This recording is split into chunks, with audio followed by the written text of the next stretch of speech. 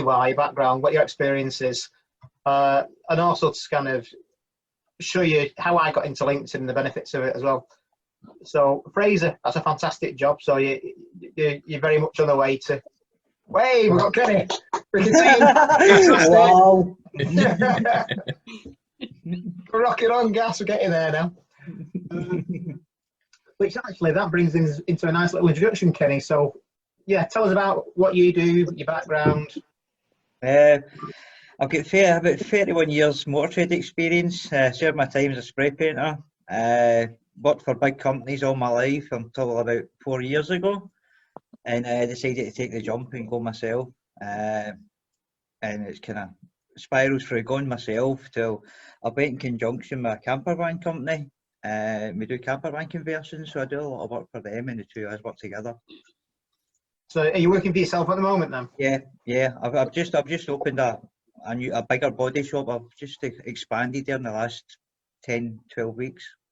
Fabulous. So, yeah. So, because one of the things on LinkedIn, using being the appropriate word, the thing that I'm going to basically encourage you all to do is market yourself. That's primarily what LinkedIn's about. So if you're in that basis of whether you're looking for a job or whether you have your own business body shop, what I'm going to go into is explain to you the power of LinkedIn, just because you can contact everybody on it, and it is basically the platform to not only network but to get business and custom into it's once you know how to use it and how to what things you can do and get away with, it'll blow your mind.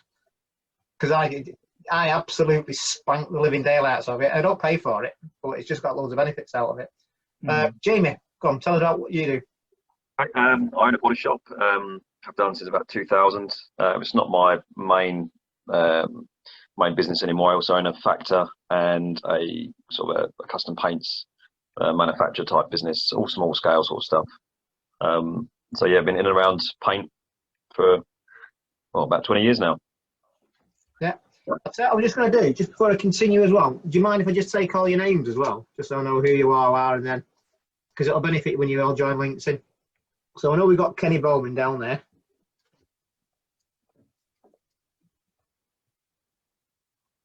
And then, Fraser, what's your surname? Evans, Fraser Evans. I think I already follow you on LinkedIn. Great. I think I was put in touch. I was put in touch with you through. I think it's James Clifford. Is that right? Yeah. Yeah. So I kind of speak back and forth with James. Kind of bounce a few things off him now and again. So. Yeah. What he wants to do, as in like people like myself as well, surround yourself with people like us who are happy to provide information for free. Yeah. James Clifford's a really lovely bloke, but he's a font of all knowledge. But when have you had any of his training on estimating? I can't get a hold of him. Can't get him to help.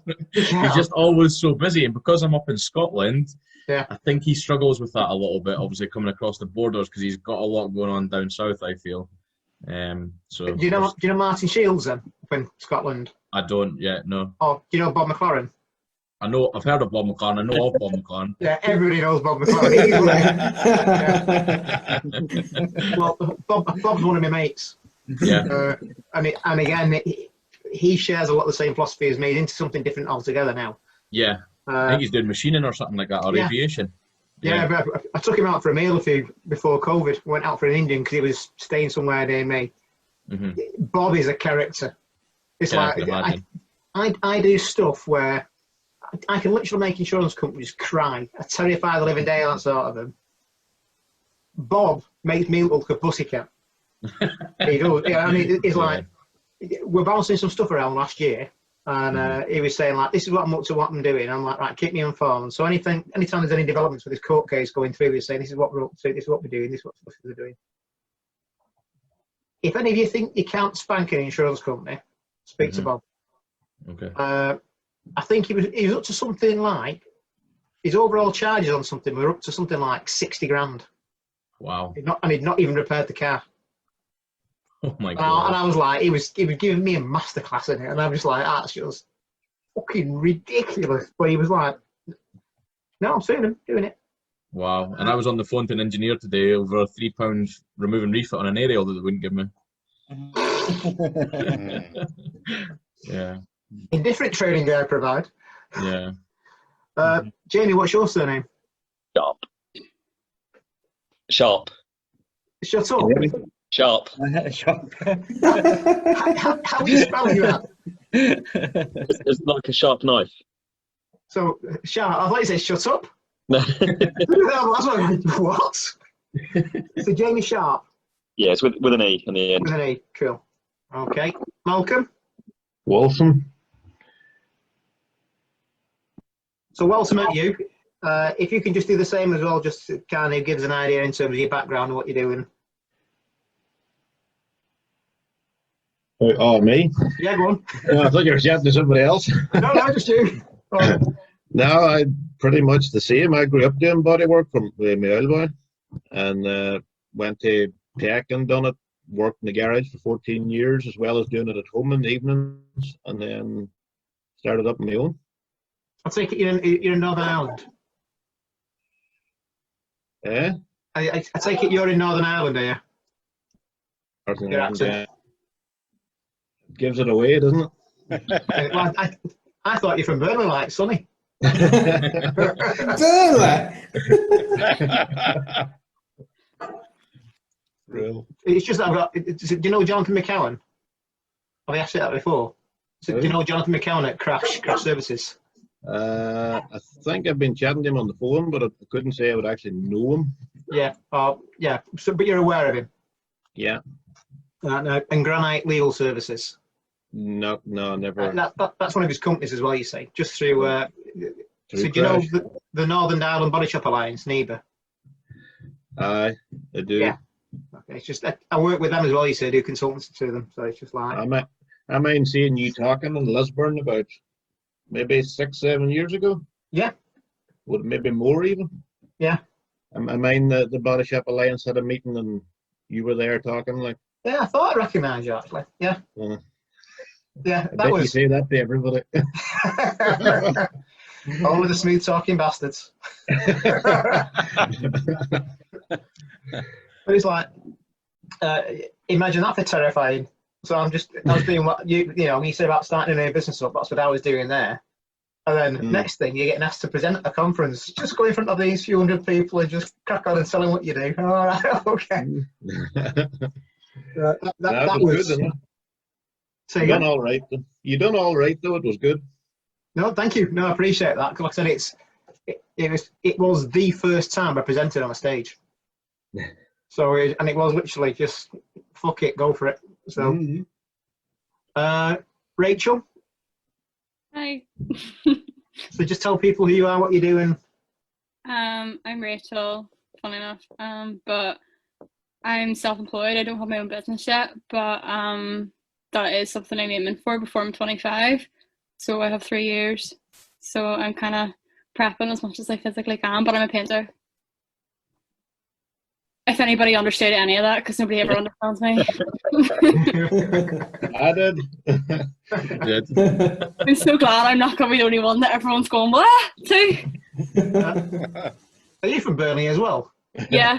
You all got the I same live accent. in It's just like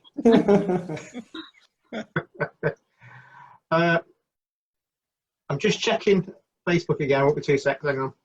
No, we're still all right. I think it's just us. So Sonny, I assume everybody knows Sonny and what he does, but if not, Sonny. I've run my own body shop for nearly 14 years now.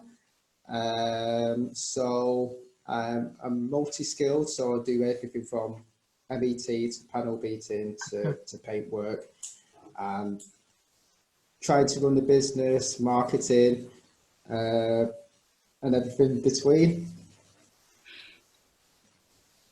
Okay. I won't say last but not least, because I'll be the last one. But go on, Mark. Tell people who you are, what you're doing, your background. Well, before you all start booing, I work for an insurance company. I was an independent engineer. I had my own little independent engineering company, and I used to do, private inspections. Used to do bits and pieces for insurers. Things didn't quite pan out, and I ended up working for a company that used to send me the inspections. But I've since moved on and I work for a company called First Central now. So I'm one of the in-house engineers, although I still do private inspections, particularly for customers who don't feel they're getting great service, as Tim will tell you. But I'm kind of fortunate in the fact that I've seen all sides of the industry, because I started as a panel beater, you know, like all of you, or, you know, as a painter, worked my way up. I worked for a company for 20 years, working my way up to being a body shop manager. I was a manager in 9 sites. So I've kind of held positions across the industry. And I can tell you some things that perhaps would interest you with regards to what's happening on the insurance side of things, which we may get into at some point.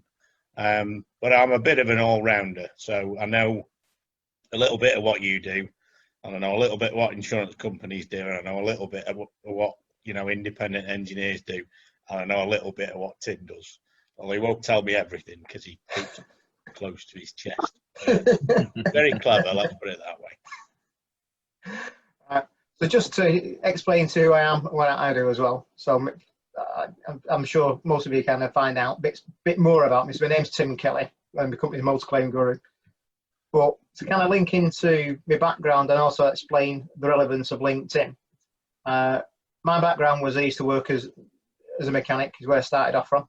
I have worked in body shops and in paint shops, but it's primarily I was doing the stripping and fitting side of it rather than other stuff. But I used to do bits of panel beating when I needed to, bits of welding.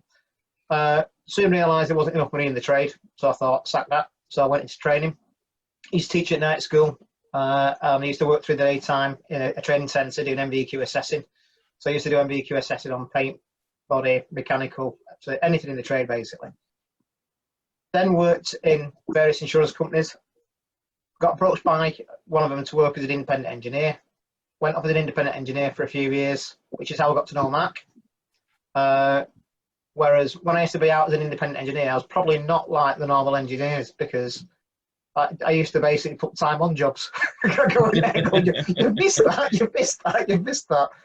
But I'd always be fair. Sometimes I'd go in and spank the living daylights out of repairers, and other times I'd go in and treat them nicely. And it was all about respect is the main side of it, but it's about doing the job right. And I have in the past been affiliated with the Institute of Automotive Engineering Assessors. And I wanted to promote basically good engineering principles, as in do the job right, repair the cars right, use the correct methodology of repair in terms of what you're doing, because ultimately other people's lives are in your hands if you don't do it, is what I came about. So when he's been independent engineer, I'm sure Mark will attest to this. I used to go in and I'd just be straight, when I'd say, yeah, that's what needs to be done. If it's all right, I'd be off. If it's not, I think you need to be doing this or not, or, you know, I think you're over-egging it, I'd say it. Went from being independent to working in insurance companies, worked for Direct Line for 8.5, nearly 9 years.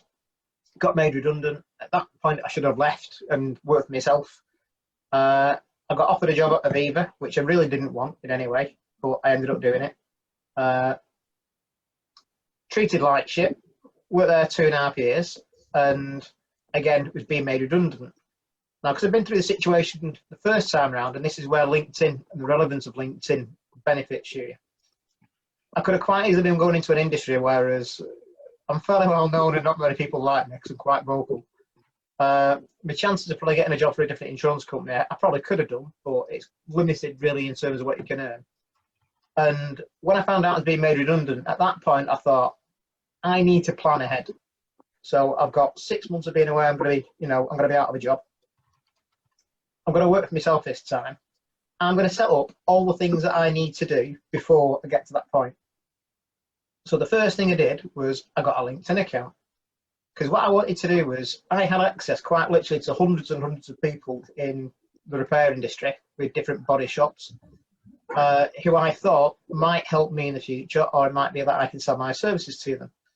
So the first thing I did was I got on LinkedIn, set up a profile, and found them and added them. Now, through that and through other things as well, it's these contacts. What you got to think about LinkedIn is, and I'm going to go through all of you again in a second, find out what you think LinkedIn is, and then I'll explain to you what it is. But once you know a lot of it's networking as well. But once you know what to do with it and how to utilize it, it makes your life easy. So what I'll do, I'm just going to start off with Rachel first of all. So, because I also want to find out if you've got an account or not. Because if you've not got an account, what I'll do is I'm going to create one from scratch for you now, which will be, I'll share the screen and then I'll just start up a blank one in the background. We'll take you through it step by step. Once we've done that, then I'll start showing you a bit more in depth in terms of what you can do, how your profile looks on LinkedIn, and the relevance of actually giving it depth and body and telling people what you do. So, Rachel, have you got a LinkedIn account? Yeah. You have? Yeah. Only whenever I see news talking about it on Facebook. Okay. So yeah, what do you think of it then? So how do you perceive it? What do you think LinkedIn is? Well, originally I really just thought it was for like jobs, and I wasn't looking at jobs, so I was never interested in it.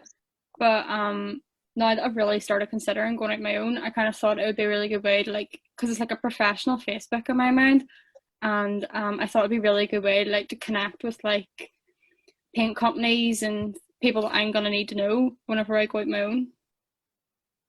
So I thought if I made these sort of connections now, then I wouldn't need to do it whenever I need to. Okay. Jamie?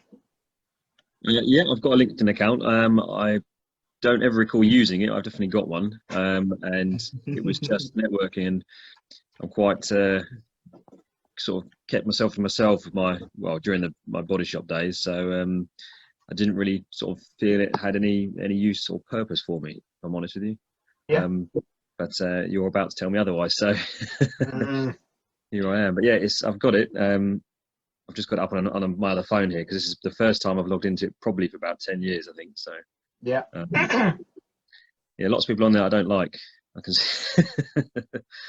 But you see, I'll tell you something else as well, which is bizarre about this. Doesn't matter whether you like them or not. Yeah. There's no bearing on it. Will they buy your services? No, well, I don't know. The people that are previous business contacts I no longer deal with in most cases. Could you pinch their competitors? That's why we're no longer friends. They pinch yours. Yeah. No. We get the truth now. No, it's more the other way around. All right. Okay. So yeah, that's starting the Factor business back in 2012. Yes, although it did quite well. Oh, it does quite well. It also ended up treading on a lot of people's toes, and yes, upset quite a few people. Yeah. Yeah, you've got a massive opportunity now, though. If you realise it, Yeah, it's massive. Yeah, it's huge. Opportunity you've got. Well, And LinkedIn is possibly the best way you can do it. But Yeah. Just think about this one thing. Just recently, nationwide body shops have gone into receivership, haven't they? Yeah. Yes, yeah. They're going to make a load of people redundant. Mm-hmm. There is going to be a lot of staff for one, and there will be a lot of people who decide to set up on their own.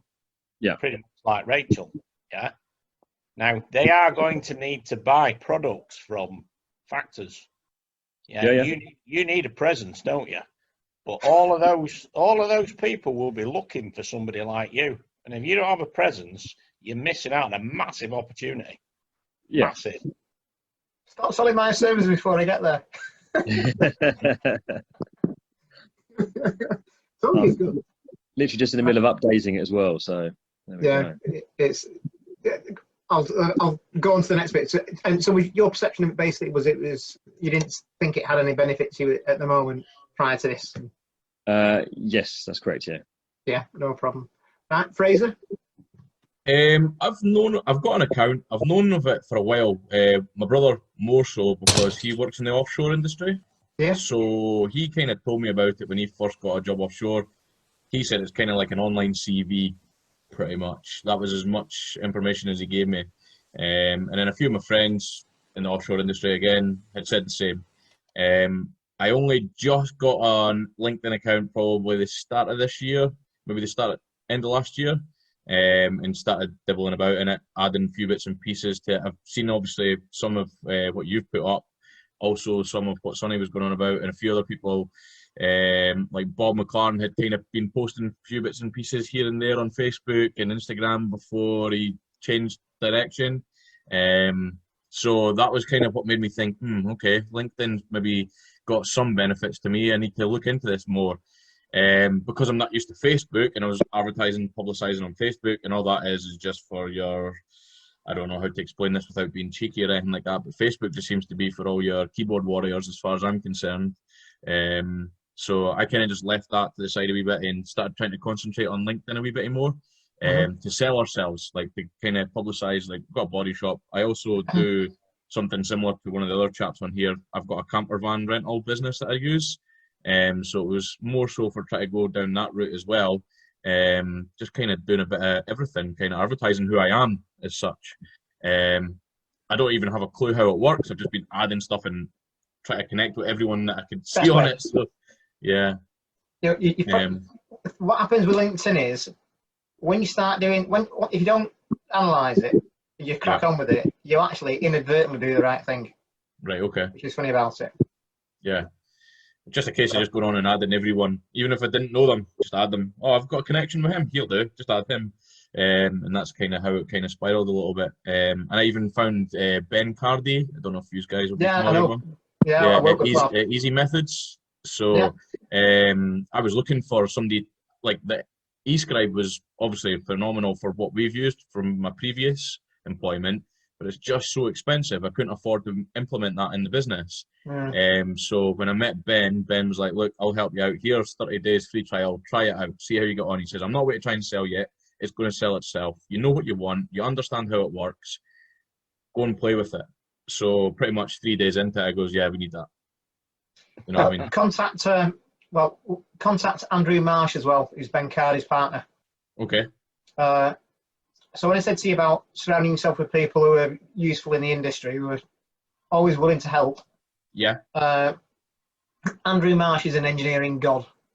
Okay. What he doesn't know about how cars are built, structures, manufacturing methods, what's coming out, what isn't out yet, where the future lies, even in like 5 years' time, he's a man.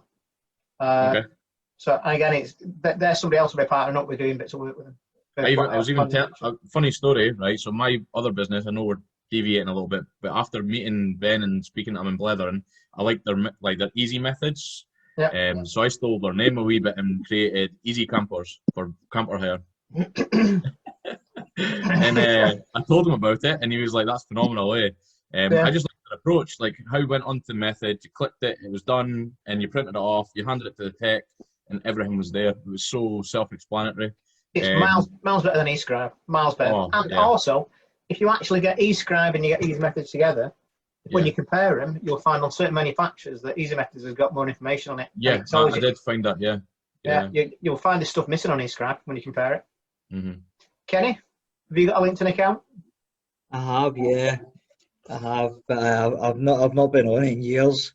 I've just opened it up there, and it's still got my old business on it. Yeah, same as mine. I've got 2 connections on it. Well, hopefully you'll have a lot more going forward. Yeah. So I take it you've not used it at all, and if you only got 2 connections. Nah, not used it at all.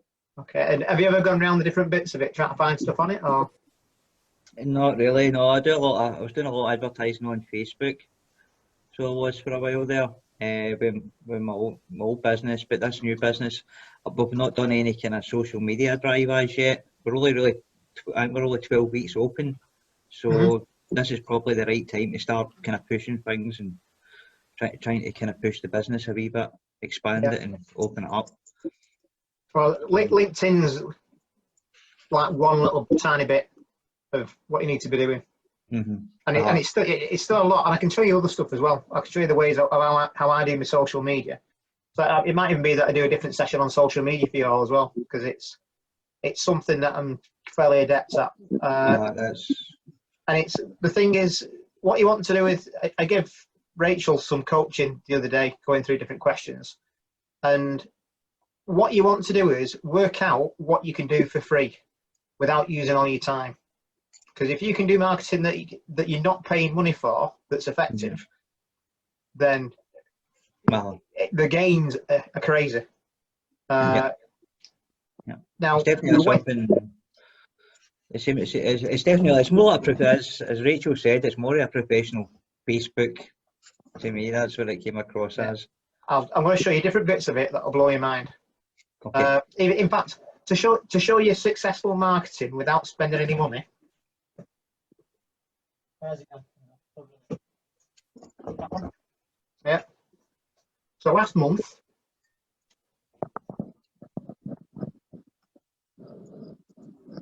I'll see if I can find it. Hang on.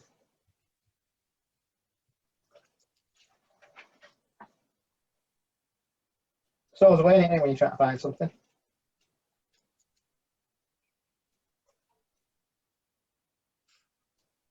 In there somewhere. There we go. Right.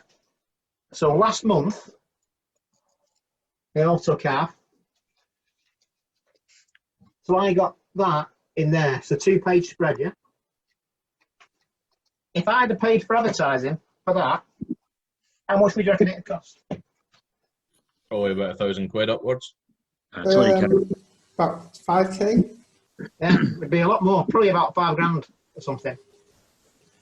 Now, the way I managed to get that in there was by using LinkedIn. So what I did was I looked at which journalist I thought might have an interest in what I do, and then I minded the arse off them. But that took 6 months to pull off. So what I did was I didn't just look at one journalist. I went through every single journalist through Autocar Magazine, Auto Express, Evo Magazine, Forbes Car, Which. So what I did was I basically put a little template together, found them all, sent them all messages, get some type of dialogue going with them, and then minded them. Now, if you think about what you could do in your local areas with things like chambers of commerce, it could be like local magazines, like, for example, I've got Lancashire Life. Find people who might have an interest in what you do, because what you find with any type of media is that there's a journalist out there who's probably works for himself, and he needs content that he can sell to a magazine. Now, the magazine needs content inside it to get interest, to get people reading it, and then if they get people reading it, they can sell advertising space. So if you know that there's a magazine there with advertising space, you know there's a story needing to be told, you know there's a journalist who needs to get paid and he wants content or she wants content. So find them and go, I'm doing something really brilliant. You need to know about this. So campers, for example. I've got this cracking little campers thing. Come and see me, we can do this. It's really great. Really? Have you got some? Yeah, come down for the day. Stay over a weekend. Really? Oh, that's really nice of you, Fraser. We can do that. Thank you. Yeah. 2-page spread about Fraser's camper vans, and he's not spent a penny, but he would have spent £4,000 otherwise. So just altering the way you look at things is different. Now, had I have not had LinkedIn, how can I have got in direct contact with that person? You know, if you're going through companies trying to ring him up, you get battered by a secretary who's like a pit bull and you can't get past them. You got email addresses, it could be a generic email, they might not see it, and it drops in with thousands of other different emails. If I find you on LinkedIn and I send you a personalised message and I'm asking about how your day is, before I even go in, oh, you're having a fantastic morning, this is what I do. Just talking about this, I noticed something you wrote on. Can you tell me a bit more about it? So what you do is you never sell them your service, you make them tell you about them. Draw them in first.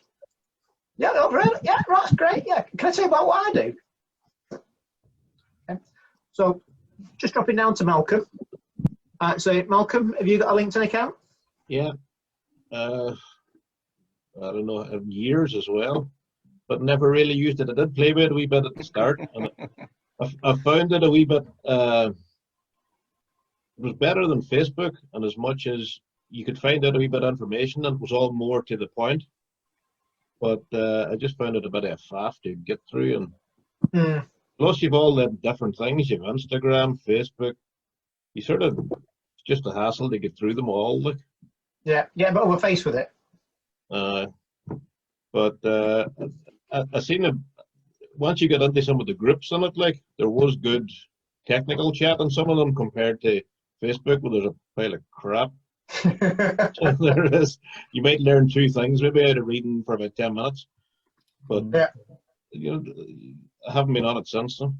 Years. Pretty much the same as everybody else, I guess.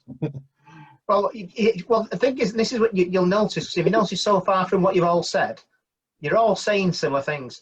Because the other thing I'm trying to do now, as I'm going through you as well, is that I'm also changing the training I'm providing based on the answers you're giving me. So I now know so far, well, because I know Sonny's got one, I know Mark's got one. I know now that I don't need to go through, here's how to create your own page. So I don't have to show you how to log in, don't have to show you how to create your own profile. I will go through your profile as well. There's bits that are relevant to it. But it just saves me in terms of what the training I'm doing as well, because I can establish at what level I can pitch the next bit to you as well. But Sonny? Yeah, I've had a LinkedIn account for maybe, well, I don't know, maybe 6-7 years or something like that. I can't even remember creating it. I don't know why I created it. And I think I might have put a post up at some point. I can't remember, but yeah. Other than that, it's probably similar to what everyone else said, in that it's like a professional Facebook, and it's something that's been laid dormant for quite a while. Cool. Yeah, Mark? I've had one for a number of years, yeah. It's and to be fair, I have used it to reach out to a few people. Some successful, some not so. I spoke to Adam Murray once. Might as well have just flipped me a bird in response I got from him, but there you go. But no, it's handy because also you can use it for research as well. You know, you can find out about where people are, and you know what I mean, and whether they are also connected. That's one thing I did discover.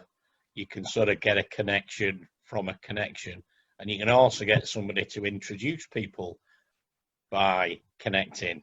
You know, so you send a message to somebody that you are connected to, say, do you know this guy? Can you know, have a word with him for me? I need to talk to him about something. So it's a very, very useful tool. I mean, I think like Facebook, there's a lot of stuff on it that perhaps you can just sort of swerve. But on the other hand, you know, you can also learn about companies, you know, because companies post lots of information about what it is that they do. And it's all searchable as well. So you can go in the search box, you want to look for something that a company does, you know, and it'll come up with relevant articles. So it's really good. I like it. I think it's really good. All right, cool. So I'm just going to go on to the next bit now and just explain to you what LinkedIn actually is. And this is why you all need to know this as well. So LinkedIn is definitely not a Facebook. And it's definitely not even a professional Facebook. LinkedIn is a marketing platform. So LinkedIn is either marketing you as a person. So this is what I do as a job, as a profession, as an occupation, or what I'd like to do in the future. So it was originally started off for recruiters to find the people in the right places. Bless you, Sonny. Well, Yeah, excuse me. that nearly blew me over.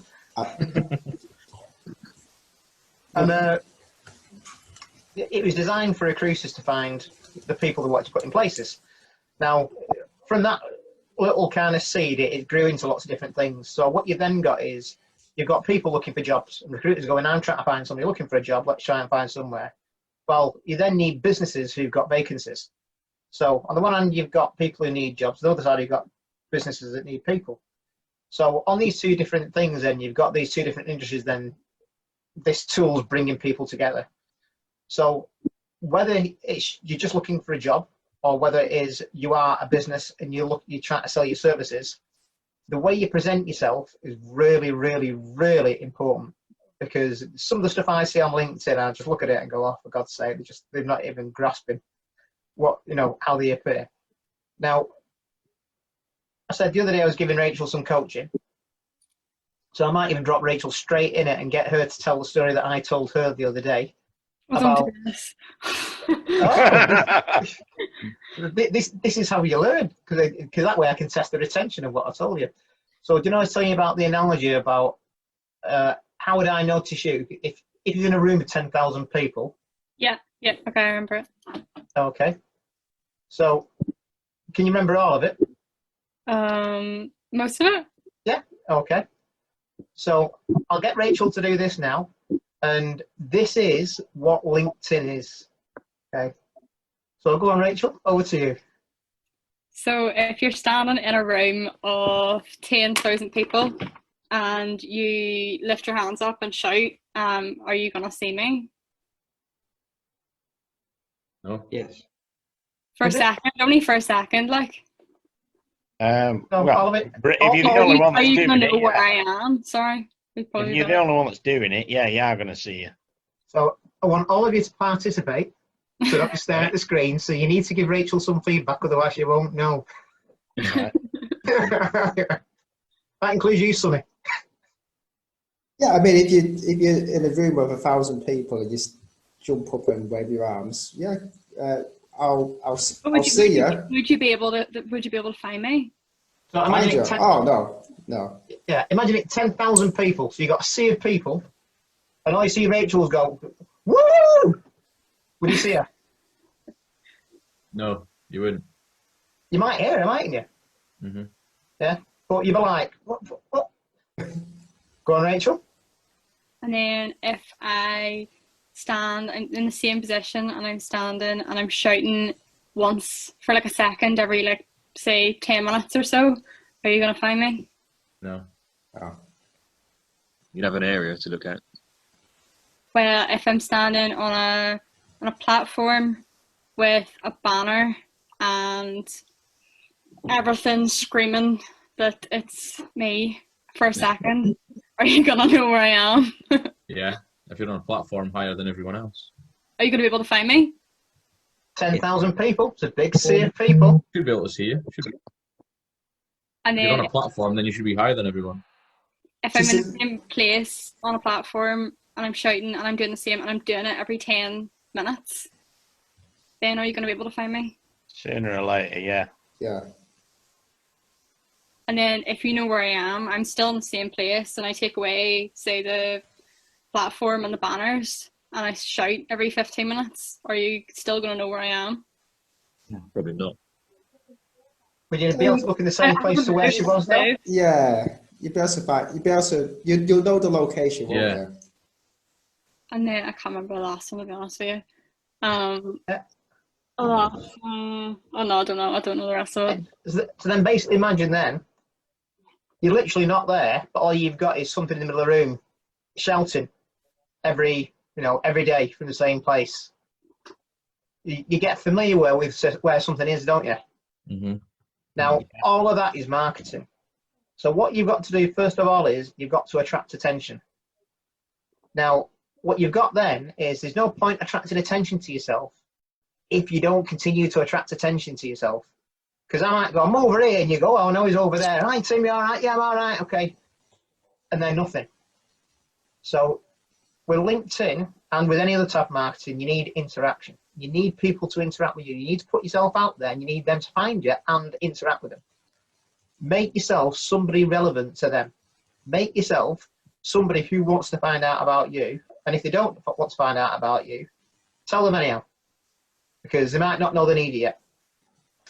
Now, the next thing then is, they know where you are, but you need to make yourself stand out and above everybody else, hence why you need to be on a platform. Then you need to be on a megaphone shouting at them to get their attention. Because, especially in the industry that we're in, is that there's lots of other people doing the same thing as you. In some ways, I'm fortunate. There's only me in the country doing what I do. So once I'm out there, people know about me. If you're a body shop and you've got 1,000 other body shops out there, so basically you need a USP, a unique selling point. You need to show people what it is about you that's significant, that makes them want to be attracted to you. Yeah. Now, you can do that in various ways. So certainly with LinkedIn, the way you present yourself is something. So, in fact, actually, I've just thought of something. Actually, hang on. Oh, 2 seconds.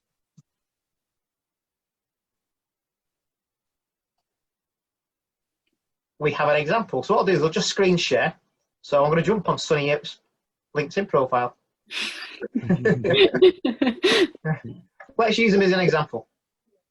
So I'm just going to click into that. Yep, so can you all see that? Yep. Mm-hmm. Yep.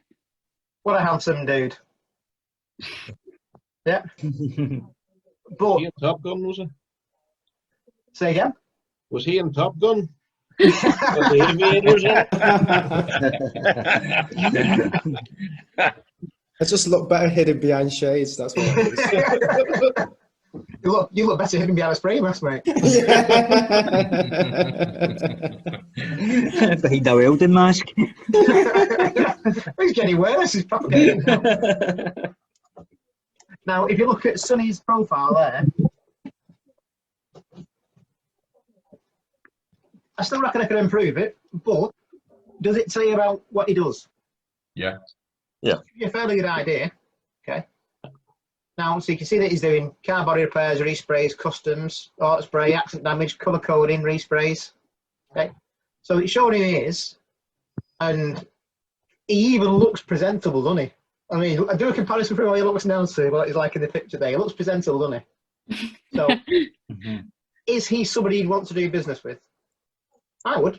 I'd go, hey, he looks a decent bloke. He looks like he's got a nice business there. What does he do? So I'm looking at his profile. Car body repair technician. He's in Darwin. So he's telling me what he does, and he's telling me where he is. Well, that's funny because I live close to Darwin and need my car repairing. I might use Sonny. Does he know what he's doing now? Well, his experience, he's got a car body repairer. So can you all see this okay, by the way, the size of it? Yeah. If not, I'll expand it up a bit so you can see it. But we can see he's got experience of 13 years. Now, next thing, look at his skills and endorsements. So, automobile, 4, vehicles, 3, automotive repair, 3. It's not really an awful lot, that though, is it? No. It's not screaming out, fucking hell, he's brilliant. So, imagine if all of these was like 99, and it's a big long list of them. Would that give you more faith in using that person's services? Yeah, 100%. Yeah. Okay. We can see he's got interest in adhesive abrasives. Let's look at it like this. So, apparently Sonny's got an interest in tyres. Don't know where that was coming from. No, I don't. Yeah. So, Sonny knows all about tyres. Okay. And we can see what interest he's got. Now, going back to the analogy that I had Rachel go through there. So this is like, Sonny's gone up there and gone, look, I'm over here. And he's put his hands down. So people are seeing him and going, yeah, and he looks at it, and then it's like, no, I'm over here, I'm over here, I'm over here. And he looks all right, he's got their attention, but it's not screaming out that, you know, this is what I do. Now, what you want to do is, so I'm also mindful of it looking like I'm blowing smoke up my ass as well, but it's showing you how to maximize your profile. Now, what LinkedIn does is it's got algorithms in the background, whereas it's like a search engine. So it looks at the relevance of the people's profiles to who might be searching for them. So that if you're a recruiter and you're looking for a certain thing, it looks who's the best out of all of them. You can't really see it on Sonny's, but it'll show it on mine, and it'll show you, it'll say something like all-star, and it'll give you different stars the better your profile is. So it'll help you make your profile better. Now, there's lots of ways of doing that. You can do it from the actual content that's on the profile. So I'll give you an example. So this is a similar analogy to what I had Rachel do, but it's like this. So imagine me going, my name's Tim. What does that tell you? Well, you know my name's Tim. My name's Tim Kelly. Well, it's better than Tim. My name's Tim Kelly. I own a company called Motor Claim Guru. It's still telling you that a little bit more, but it doesn't tell you what I do. My name's Tim Kelly. I've got a company called Motor Claim Guru. I help people who have difficulty with insurance companies, and I provide engineering services, and I provide consultancy services. So all of a sudden now, LinkedIn, they're both in the background's going, it's not just Tim. It's not just Tim Kelly. It's not just Tim Kelly and Motor Claim Guru. It's now telling you what my name is, what my company name is, and what services I provide. So if you provide lots of different services in what you do, tell people. Because if you don't tell people what you do, people won't know it and they won't find you. So the more content you can put in there, telling people what you do, the better. Now, the next thing is, you don't just want to tell people what you do. You want to tell. So this is when I said I'm a bit mindful, kind of like making it look like a blow smoke up my ass. But you've got to. Because what you're doing is you're marketing your services to people. So you're telling people, this is what I do. And not only I do this, I'm really, really good at what I do, because I want to give you the faith that you're going to be using my services. So whether that be through your background, your experience, your qualifications. So as we go through my profile, is it going to show it on here? If I do it that way, might not do. It might be further down. So I've got my details on it. I've got my little guru thing at the top, so you can see my company. I've dressed smart for once, so I'm not dressed like this, because you want to present that image of being professional. So if you're doing it from a background where you're the body shop owner, or you're saying like what you do, Jamie, in terms of factoring, Fraser in terms of the Kappa side of it, present the image of your brand, because the brand you present is really important. So Rachel, from your paint side of it, and especially in terms of the artistic side of it, show that. So again, Sonny, your new branding, make sure. So what I would change on your profile pic is that you've got new branding that you've used there, but then you've got a different branding at the back of your profile at your heading. So any marketing you do, you need to make sure it's consistent.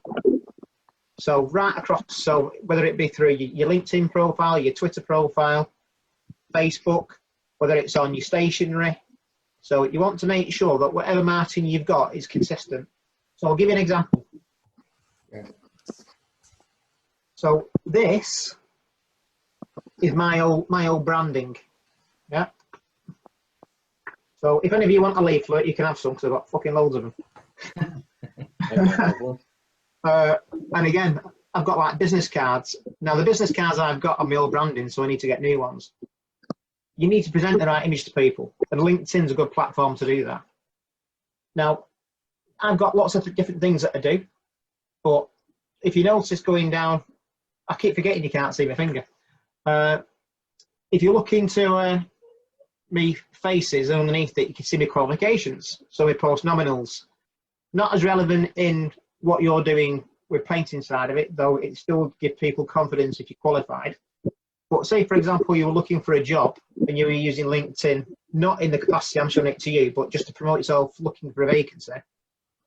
Again, showing what background experience you've got is beneficial. Now, what you can do is in your profile section there, should you want to add something. So can you all see that okay, or do you need me to zoom it in? That's fine.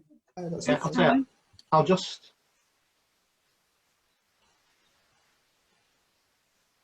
Is that better? Yeah. Yep. Okay. So what you can do is you can click on your add profile section. You've got intro, about, featured, background. So if you're going through your profile, so Kenny, when you said you're not refreshed your profile for years, Yep. this is how you do it. Yeah. Right. I'm just going to bring it up there. Okay. So what you do is you're going through to your intro. Okay. It's giving you hints there, stuff like looking for a new job. But basically, if you click on your intro, it will then go into about. Well, my section's complete. So that's my about field there. So about who are we? So if you've got a body shop, now if you notice what I've done there, I've not said in the about field, I'm Tim Kelly, I do this. I've showed you my brand. So who are we? Well, the idea for Multi-Claim Guru is, so I'm not saying my name's Tim Kelly, I know about insurance, I'm selling a brand, I'm selling the product. Now, as you go down through the about side, what you want to look at is the content and providing. So the next thing then is featured. So what you can do is you can do posts, articles, links, and media. Now again, so Sonny, you can do this with your Instagram pages. You can actually put links to your videos in your LinkedIn profile. So everything you do on Instagram, stick it on your LinkedIn. Show people what you're doing. and let them watch, let them see what you're doing. Yeah. So I'd much rather see you showing your expertise one-to-one or by a video than you saying, I paint cars or I'm an expert painter. Mm. Because it's very hard to convey what you do and the effort that you put into whatever you're doing in words. If you show somebody a video, they can go, I know exactly what it's saying now. And videos are always miles better than anything you can do in writing. But if you can't do it in video, stick it in writing. If you can't do it in writing, find a picture. Again, picture's 1,000 words. Don't leave it empty. Stick in as much as you can. Okay? So as we go down through my featured, so how many things do you want to feature? Fucking everything. Anything you've got that sells your services, stick it in there. Anything that says you've won something, you've been great, you've been awarded for something, so Rachel, your under 30s nominations, get that on your social media, get that on here. Previous jobs you've done, for example, if you've got an example of a job that you've done, you took pictures of it, stick it on here. So if you go through my feature there now, I'll click it on see all. I might need to put it small. No, it should be okay.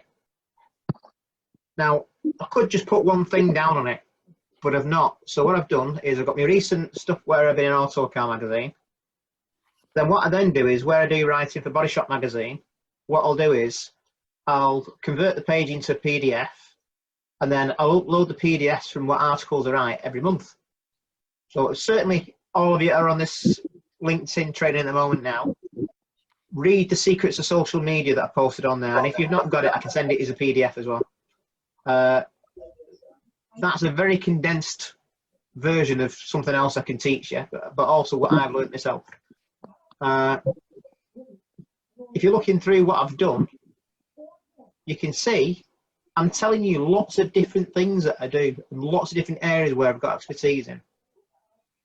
Then what I've done, so going back to Malcolm, when you said about presenting at NEBA, this is the one where I was in Northern Ireland.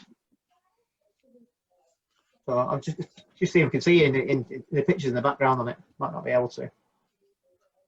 I stayed well. I didn't. Yeah, in the background. That must have been 6 years ago, was it? Yeah, 6 years ago when I first started off. Mm. So as you can see, anything that I've done, and it's quite diverse, I put it on there. So engineering, Body Shop magazine, law articles, stuff that I've had in the newspapers. Now, if you were checking me out, what would you think if you saw that volume of content in such a diverse way? You'd think, fucking hell, he must be credible. Mm-hmm. Now, if you think that if I'm working as a consultant and I might charge you a lot of money, would you rather hand money over to me, knowing that you can research me and check out my credibility, or research somebody who's just got I'd rather hand my money to you, because it looks like you've actually spent the time researching and developing your page. So it means you're going to research and develop my claim if I'm asking you to be a consultant. Yeah. So if you do that with your body shop, but your competitor doesn't do it, am I going to use Fraser or your competitor? Me. Yeah. So this is what you need to do in your marketing. So tell people about what you do and how good you are. And then don't just tell them how good you are, give them examples of it. Like I said, videos, pictures, anything you've got. Send me again with like the campaign conversions. Sell your services, let people know. Now, your next bit as you go down through your profile is your dashboard. So where it says there to the right, like I said, I keep forgetting you can't see my fingers. Where it says All-Star, now what that basically means is that you've completed all aspects of your profile. So when you go through this top bit here, where it says Add Profile Section, the reason why it's showing All-Star is because every one of these, so the intro, the about, the feature, the post, the articles, the links, the media, the background, the skills, all are completed. So there's a bit which we'll go down further into in a second, which is I'm going to show you how I've been graded on my skills compared to when I said about Sunnies, and I'll show the importance of it. Because how important is a recommendation? So, Very much. yeah. So if I said, somebody approached me and said, do I know a painter in Darwin? I'd say, I know a body shop you should go to. There's a gent called Sonny. I'd say he's pretty good. In fact, I'd say he's not just pretty good, he's actually really good because I've seen his work. All right. So you'd recommend him? Yeah. That's what LinkedIn's doing. So if you've got people you do work with, so if you've got any customers who you've had a working relationship with at the time, find them on LinkedIn. Ask them for a recommendation. Ask them to give you some type of referral where they're saying, I've used this company in the past and they've done this for me and this is the service they provide and this is my experience of it. Now, if you see somebody who's had a positive experience of something, you're more likely to buy off that person. That's proven scientifically because it provides faith. And so that again, from a marketing point of view, again, it leads people to get to you. Okay. Now, you can see he's viewed the profile views. So again, this helps you monitor how popular you are, basically, in terms of how you're popping up. Post views, so if you've done an article or something out there, it shows you how people are interacting with it. And then your search appearances. Again, it'll show you where people are looking to find you. So the people who've been looking for me, and this gets really funny. It's a good example for it. So you can tell I'm pissing off, can't you? Mm-hmm. Well, stuff like I've got so I do a lot of things with tech disruptors in the marketplace and artificial intelligence and basically disruptive tech in the insurance industry. But you can see the people are following me. It'll tell you what they are. So you can actually look at these statistics and work out how to tell your profile to cater for who you want at. Because if I'm trying to look for somebody who it might be a fleet company looking for somebody who can repair all the vehicles. You can tell your profile in certain ways and do posts looking for them. And then what you then do is you test and measure it. So you might do a post saying, I'm in this area. So for example, a part of the country you live in, you can say, I want to target that bit. Do a post targeting that. Tell them what type of service you're offering. Again, you're tagging that bit. And then what you'll be able to see then is whether what you've done is working or not. Because if the people you're trying to sell to aren't in this bit here, you're doing it wrong. You need to change it. So it helps you target the right people, and what you can then do is you can measure it. Now, at the moment, I'm not trying to do anything, so I'm not targeting any specific area. But what you can do is keyword your search is used for, so independent consultant and owner. So not only does it tell you, what to do, it then actually tells you, do you want to improve your future search appearances? So if you're doing it wrong, it will tell you how to do it right. Now, the other thing with LinkedIn as well is there's lots of different things on LinkedIn that will coach you through different bits of this bit. But I'm going to teach you other stuff as well. So I'm just going to jump back out of that again. So as you go through your dashboard, you've got that. If you want to know how well LinkedIn can work, and again, I'm going to show you a post that I posted on Friday. Now, going back to the analogy that I did with Rachel about sticking your hand up. Now, it's hard to see one person in a crowd of 10,000 people. Okay, could you see 5,000 hands up if they were in front of you in a group of 10,000? It'd be like literally half that volume of people sticking their hand up. You'd see it, wouldn't you? Mm-hmm. Okay.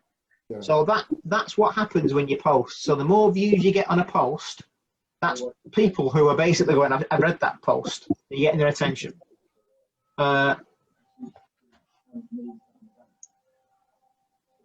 So I'll show you a post I did on Friday. And this is me being cantankerous just because I like to throw petrol bombs at insurance companies. Now, what happens is when you post something contentious, you're not just hitting the people who want to argue with you. You create something that everybody else gets an interest in as well. So it's like Fraser going, Sonny, have you seen this? And Sonny says, no, no. And then Sonny says to Malcolm, Malcolm, have you seen this? No, no, I haven't. And then Malcolm says, Kenny, have you seen this? And Kenny says to Rachel, you see this? And then Rachel says to Mark, have you seen this? Then all of you find 10 people and go, have you seen this over here? Now, what they're doing is they're all pointing at your business. And the key to marketing is you want people to find you who wouldn't look for you. So the people I'm targeting aren't necessarily people who've had an accident. I want people to find out about me who don't need my services yet, but they may need it in the future. Now, how often do people have accidents and how often do they need the vehicle repaired? It's not every single day, is it? No. So they might use you once in a lifetime. If they're unlucky, they might use you 2 or 3 times in a lifetime. But the thing is, they might also tell the friends, they might tell the family and go, I know of somebody over here who's really good. And that's what you're doing through LinkedIn. So whether you're doing videos like Sonny through Instagram, get them posted, anything that creates attention is what you want. Now,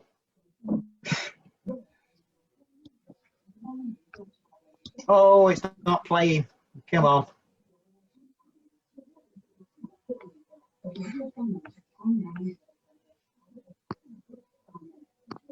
So if you can see there, this post that I did on Friday of last week has got 6,392 views. And I liked it. Yeah. I can see you actually. Yeah. And he's looking smart. He's got a tie on. So that's 6,300 people who may not have ever heard about me, but now have. Now, if you look at the amount of people then who've commented on the post, and there's something like 100 odd different people or comments that are on it as you go through it. I've purposely not backed down with anybody who's challenged me. And not only have I not, so it's different in what you're doing, so I'm not saying do the same thing what you're doing, you can turn it around in a different way. But what you want to do is, I'm making them respond because they won't want to be seen to be having the better of. Now, what it's then doing is, it's encouraging debate, but I'm participating. So I'm interacting. If I posted on that and didn't interact, I probably would have got 100 views, 200 views. Because people with me, because of what I do, they want to fight with me. So I give them a fight. Now what happens then is, for example, it might be that a journalist picks up on it and they're going, we've seen this post on LinkedIn and it's gone viral and it's gone crazy and it's stuff like that. So I bet I've had 20 things like that through Insurance Post magazine and Body Shop magazine and ABP were quoting me for ages. So there's loads of things there, whereas they want something that's creating a stir because they can put it where they want it. And then if it gets more of a stir on their magazine, website, wherever, they can get advertising revenue off it. And that's the way they see it. If you're doing it from your point of view as a repairer, so whether it be you're doing it, like I said, from the captain side of it or you're painting vehicles, don't do that the same way, but do something that creates interest where you're asking people to look at what you're doing. So Rachel, some of the stuff you do is really unique with shoes, doing dipping. I put that on Facebook and the women I showed it on Facebook because they're thinking I'm showing them something related to painting, and it was actually, no, this is dipping shoes, and they're very arty. They're all like, hey, I like that, that's really cool, it's something really different, because they'd never seen it. Now, what then happened was, because I posted something you posted, I was then attracting women who wouldn't normally search for me via your post. So in some way, I should probably pay a royalty for it. Hey? So you're just using me then? Yeah. but in a nice way. But stuff like that. And the thing is, what you want to do is as well, and this is one of the reasons why I do stuff like this for free, is give with abundance in what you do. So I'd rather do what I'm doing with you guys now to show you how to use LinkedIn, if it helps you. Because, and again, this is what I was saying to you the other day, Rachel, in that if you're helping people, nothing bad ever comes out of helping people. If you help people, you're more likely to help me in the future if I need your help. Same thing. Now, what happens then is that everybody on this call now all help each other. But what you also want to do is none of you are competing against each other because you're all in different sectors of what you do. So don't be scared of sharing somebody else's Instagram, Facebook, LinkedIn, Twitter, and try and encourage your friends to share it as well. Because all of that is free advertising. And it means you don't have to spend money on it. If you can then spend money on it as well to make it share even further, do that as well. Do as much as what you can afford, in short. So, going back through my profile onto different bits of it. So, are y'all okay so far? Yeah. It's good. Yeah. So, oh. Hello. Wave. Oh. It's a wee Wilson. We need to wave. All right. Yeah. Torture.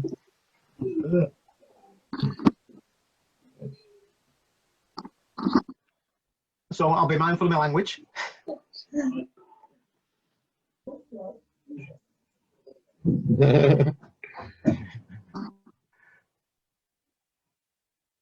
Again, so going through my occupations, I'm telling people about my experience. So don't be scared of sticking too much on there. Too much isn't enough. But again, if I show you all my background and experience, it provides credibility. So don't just say I worked here. Tell people what you've done and what you did there and what benefit you might have brought. Yeah. So same again, education. So if you've got qualifications, use them. Because I can guarantee any job you've ever been to in your life, they'll say if you've got a qualified and they never want to look at your certificates, ever. Well, if you worked hard for something, show them. So again, I'll give you another example. So I do work as an expert witness as an engineer. So I can be appointed by the courts to go out and assess a vehicle. So the first thing you have to do as an expert engineer, and Mark will follow this one up as well, is that you need to be qualified in the area of your expertise that you're advising on. Now, if you were searching for me as a consultant, as you've just seen, and you were a solicitor wanting to employ me, would you feel better seeing my background and all my certificates of education for what I've got? Yeah. Yeah. So again, for me, for doing what I do, that job, if I was assessing that for a court case, it'd be like £750. So just by having something there that gives that credibility, and again, it's sales. So I'm giving people what you want to do. It doesn't matter what you do in any sector of life. What you've got to realise is the thing you're selling is peace of mind. So when you repair a car for somebody, what you're doing is you're giving them the peace of mind that the car's going to be repaired correctly, and that they might not lose value out in the future. I'll give you a good analogy. So I'll just take you out of screen share as well so I can see all again. Oh, hang on. No, let's get out of that one.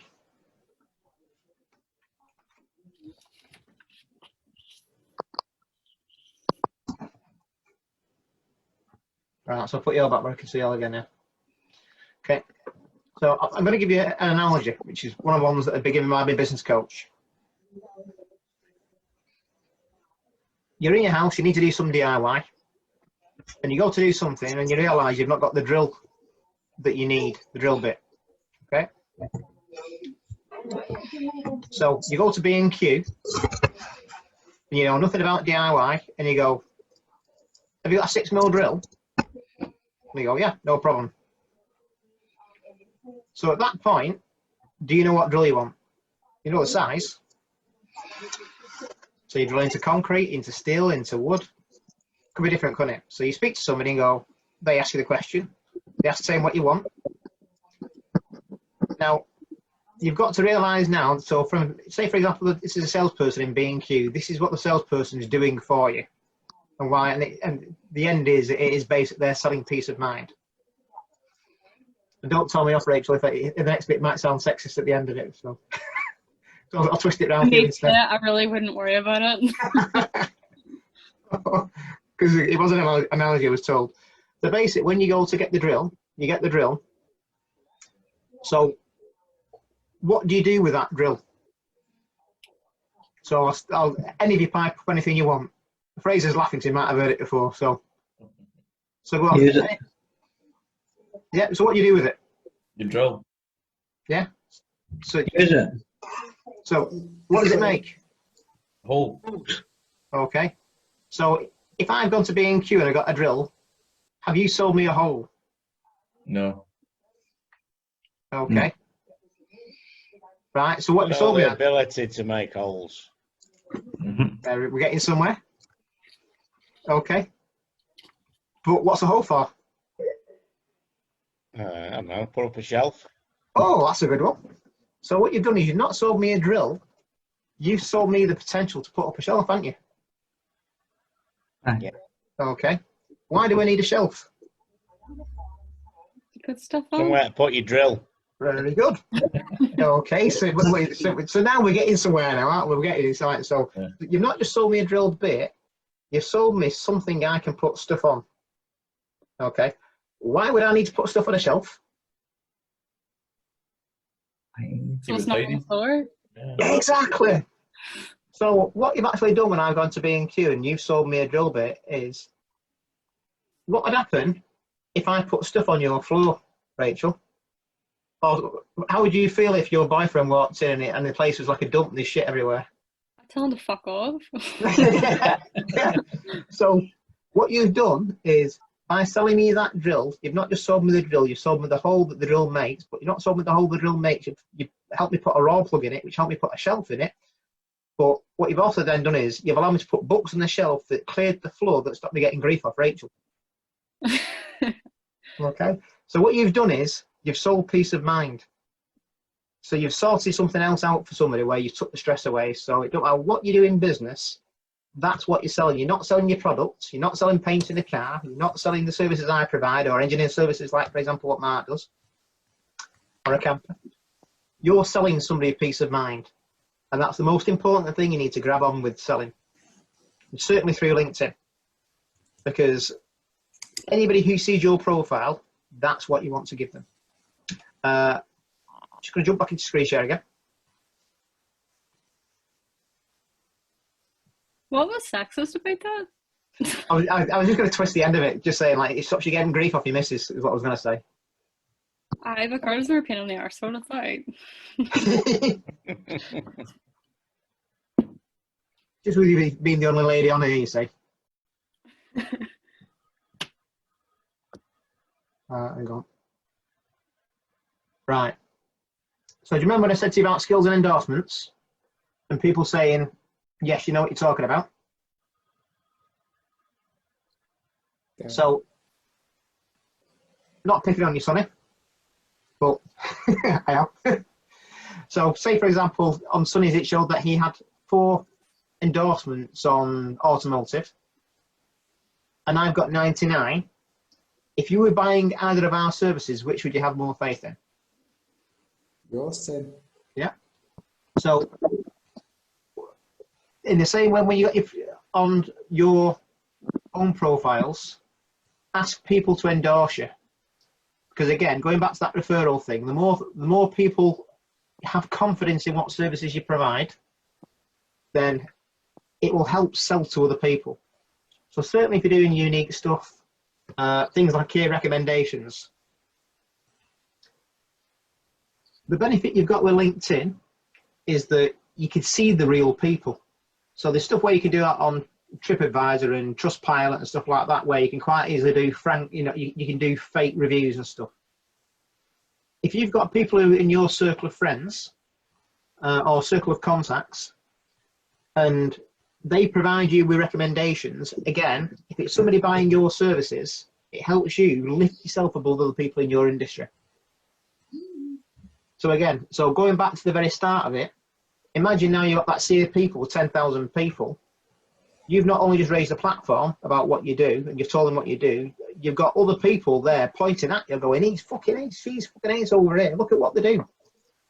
And you're drawing this attention to you. Now, the next bit's kind of quite ironic, because the more attention that gets drawn to you, the more attention that gets drawn to you. It starts becoming like a snowball, and it starts developing itself. So when I give the analogy about you, you know, after a while, you're actually just shouting and they can't even see you. That's what happens. So when you start drawing attention to yourself all the time, people start recognizing you. You can actually start not drawing attention to yourself because people will recognize it. Because they just know you're there. And then when you do comment on something, because what you can do is, for example, if I did a leaflet drop in a town, I could drop 10,000 leaflets, but chances are maybe only 1 or 2 people might use my services because they might not have a car, might not have an accident. So you can saturate the marketplace, but it doesn't necessarily mean that what you're doing is good marketing. Okay, you target things correctly, and you get people's attention, they'll find you. That's what you want. So any key to marketing is don't chase people, let them chase you and find out about you. But you can also do too much of it. So you don't want to be kind of doing advertising, doing blogs every single day, because it just becomes a norm then. Oh, it's just him over there. So what you want to do is attract attention, keep their attention, and then stop. Because what you'll find is people notice when you're not there. Because if you're there, you know, as soon as you suddenly go missing, you become relevant again. Oh, have you seen anything? What's happened there? That was on every single day, and it suddenly stopped. So when he said in terms of, I think it was Jamie said out, he finds it hard, because, or Malcolm said there's so many different types of social media you can do, and it can become all encompassing. The hard work is at the start. Once you do the hard work and you set it up and you get it going, then you can start down it back in again. So going back to that post I did that got 5,000 or 6,000 views, I've not done anything probably for about a month and a bit, just because I've been that busy doing work that I've got in. I've not had time to spend on social media. But I can guarantee if I'd have been posting stuff every single day like I was at the start, but doing that now, it probably wouldn't have got the same amount of views again. So again, it's like, don't do things where, if it's not going to work, don't do it. So don't just post stuff for the sake of posting it. Because you think, oh, I need to do some social media today. I need to put something out, and you put shit out. Don't do that. Only post stuff that's relevant and that's going to create interest. Okay. So again, this pretty much covers everything on the profiles. So anything you've had published, anything you've had done, or anything behind with the videos, articles. So, where's that? So yeah, anything you've had published, things like Rachel, you need to get your Body Shop magazine thing on here and showing people what you're doing, and then market shit out of it, and then groups and stuff of interest. So that's everything on your profile. I'm just watching the time as well now, because it's gone on a lot longer than half an hour. So is everybody okay for time? Yeah, it's not work. I've not had the tea yet, but I'm okay. Yeah, it's good. Yeah? I'll tell you what, give me a thumbs up on that way, because it's just, yeah, cool. None of them care. Yeah, but you're a part-timer. Only at the minute. So that covers your profile. So Kenny, going back to what you said at the start of it, hey, Kenny's getting good. He's worked out where the fun is as well.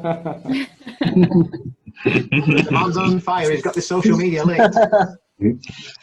So Kenny, so are you more confident now in terms of what you need to put on your profile and the reason why you need to do it? Yeah, definitely.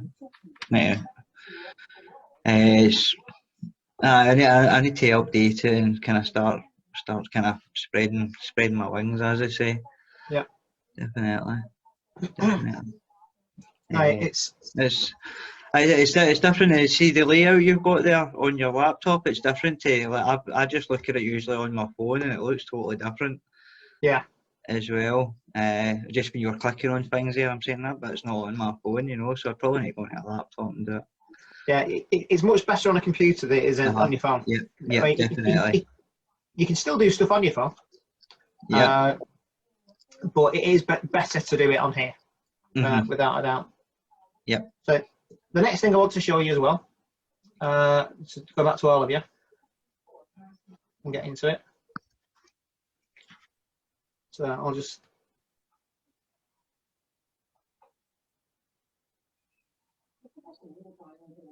So in my contacts, it's showing there I've got 4,800 people in it. Yeah. That's 4,800 people, if they were in your contacts, that could either use your services, sell your services, or might be a useful contact to know somebody who, if they don't, they know somebody who does. Yeah. So looking through my contacts, you can see there's some interesting people there, and there's a lot of insurance companies there. Now, the reason why they're there is that doing what I do, this one at the top's an interesting one. Amanda Blank, who's the group CEO for Aviva. Doing what I do, don't try and push shit uphill, is from my side of it. So what I do is I make the shit rain downwards. So when people say I've got an issue with such an insurance company, I don't complain through the normal route. I just complain to the chief exec, and then cause a load of shit, and then make all the shit rain downwards. And then anybody who's underneath the person at the top gets shit on, and then they sort shit out. Simple as that. Now, for doing what you do, so I'm going to give you an example from a marketing your business point of view. So Jamie and Fraser, definitely this is a bit that'll, I think, so Malcolm, did you say you've got your own business as well, Malcolm? Yeah. Yeah, okay. So this next bit then is a relevant bit to you as well. Even you, Sonny, as well, but you're kind of restricted in terms of how many jobs you can do a month, aren't you, really, with the size of your premises? Yeah. But what you want to basically do is, if you're looking at stuff like marketing your demographics, so I'll see if I can do, I'll tell you what, hang on.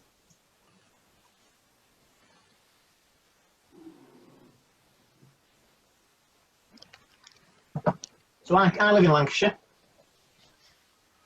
So you can type in wherever you are in the country, and it will give you recommendations for what's in that area. And this will literally go on, and it'll tell you, okay, so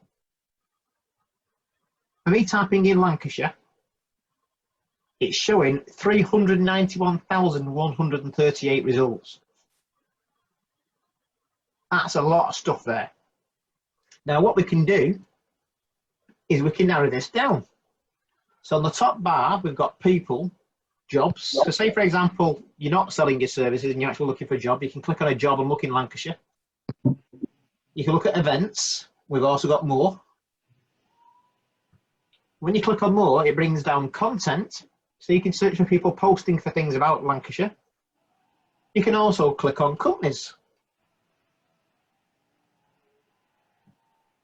So we've now dropped down from 380,000 things to 5,600 things. So it's making your life easier. Now, interestingly enough, we've got a good example here for it. So imagine you wanted to tender for a contract to paint all the vehicles that worked at a county council. Well, we've got Lancashire County Council. It's got 13.4 thousand followers. If I wanted to get their attention, if I typed in at Lancashire County Council, there's 13.4 thousand people there who would see your post.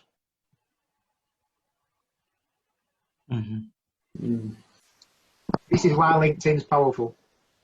So we'll click on Lancashire County Council.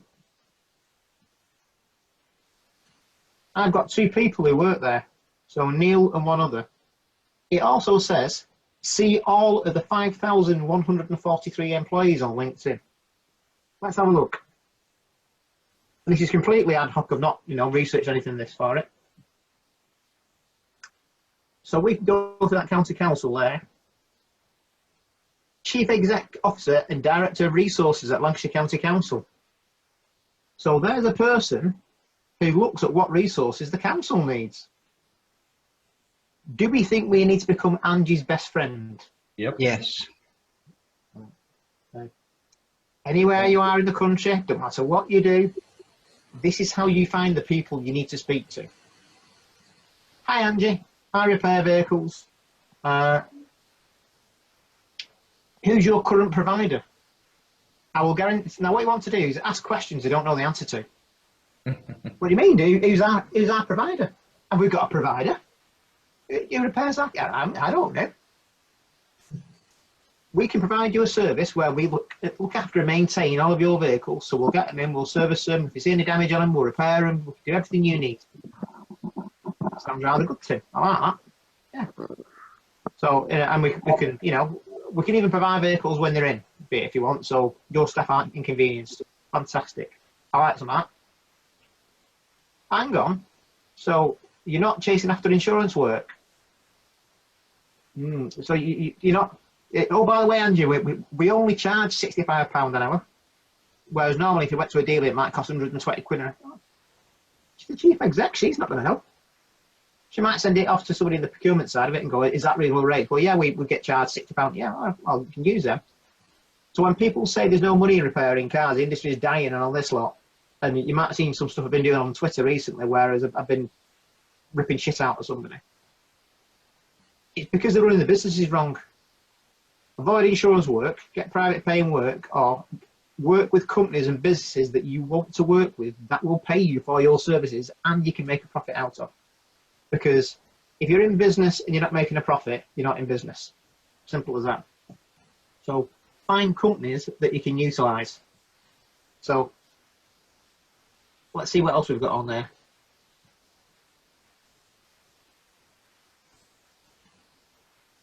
Heads of department. Directors of the councils.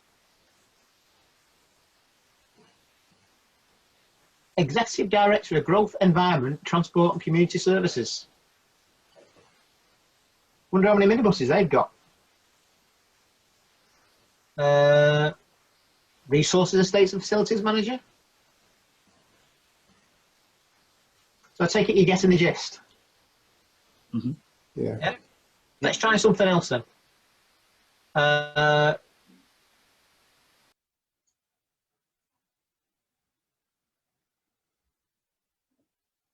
Now, if you were to do a post, so what I do is, because there's certain hashtags I use in my posts. Now, what I'll do is I'll go 13.4 thousand followers. That's an interesting group to tag things into. 2,000 maybe. Lancashire Business View. Oh, that could be an interesting one. So what you could do is you could follow them and post things about your business in front of their 5.6 thousand people. Meanwhile, you're advertising here, you're not spending any money. Okay. So look for things that might benefit you. Even stuff like that with insurance groups. But it helps you target different potential businesses in your area that you could sell your services to.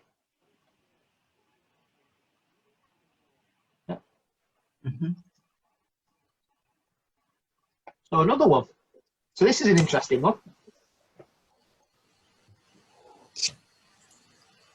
Bearing in mind Sonny's in Lancashire. Funny enough, it says Blackburn, Darwin, Burnley, Hyndburn, Pendle and Ribble Valley, Sonny. Yeah. Let's look at the Lancashire Telegraph. Now, I've heard of this body shop that's in Darwin, where there's a guy there who's an amazing painter who's doing videos on Instagram. Have you heard about him? Oh, funny enough, I have. Okay. Wouldn't it be good if the people of Pendle and Blackburn found out about this body shop and just showing, like, you know, how he's trying to help the youth in the area, you know, aspire to being working in an industry rather than being academic. Yeah, that, you know, because he's doing these training videos. Fantastic.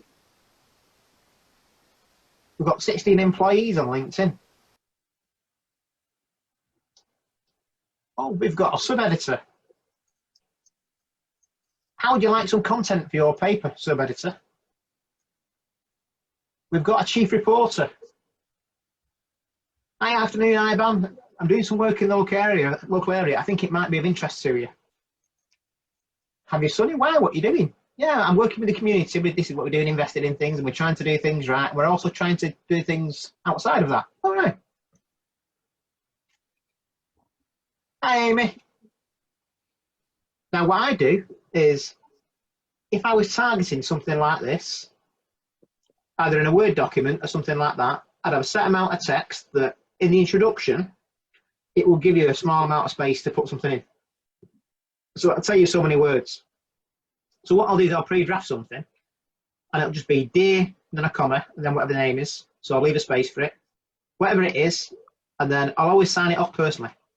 Now, what you want to do is when you actually put in a comment on there, make it look, however you write it, like you specifically wrote it to that person, rather than being generic. Because if I do something going, morning, it's something as simple as good morning, or just morning, hope you're well. And half the time I ask favours of people. You know, this is what I'm after, or this could be of interest to you. Fancy a chat? And it sounds daft, but not necessarily being unprofessional, but the way you use your words is very important as well. So whereas if you do something where it's kind of warm and friendly, people will react to it. If you do something, say, my name's Tim Kelly, I do this, I do that, I think you'd be interested in me, they'll just go, delete. Yeah. So tailor what you want to do. And sometimes, if I've got the time, I might send people requests and do every individual one specific to that person to make it personal. Hi, Steve, journalist sub-editor at Lancashire Telegraph. I saw that post you did in Lancashire Telegraph where you wrote about X.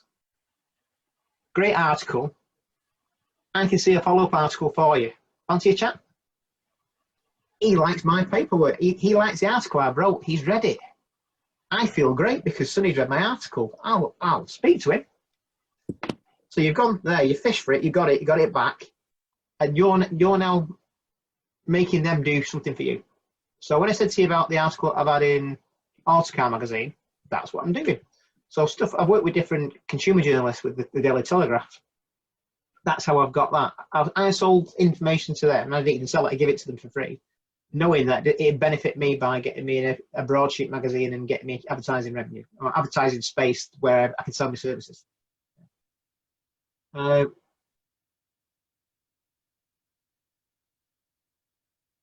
do you all feel about that so far? So I'll go through you one by one, just so you don't all speak at the same time. So, Sonny? Yeah, when you were telling us about LinkedIn and how powerful it can be, I think you showing us that particular search method shows that, doesn't it? It's so powerful, isn't it? Yeah, Malcolm? Yeah, pretty much the same as Sonny. Like, it just shows you how widespread you could get yourself. Like, you know, at everybody that could see it, and all the way it is, they are all linked. Like, you could, and the way you were going about getting your advert on Autocar and all, like the way you could basically torture people into making you do things. So now you can, it definitely showed a more useful side to it. Like. I'm not finished yet. This is like the tiniest tip of the iceberg. So anything you can think of, anything. Kenny? Yeah, it's really interesting. It's definitely it's a good way to search there. Definitely helps you massively. It's something I'm going to start looking into is LinkedIn, because that was a different way of just putting an advert on Facebook or anything like that. You know, it kind of, let's say, even going to like an editor and stuff like that. That's, I mean, what a great idea that is. You know, I read something, your sports article or whatever, and then taking it from there. You know, sort of thing. Get him on side, and then well, basically, as you said, reel them in, definitely.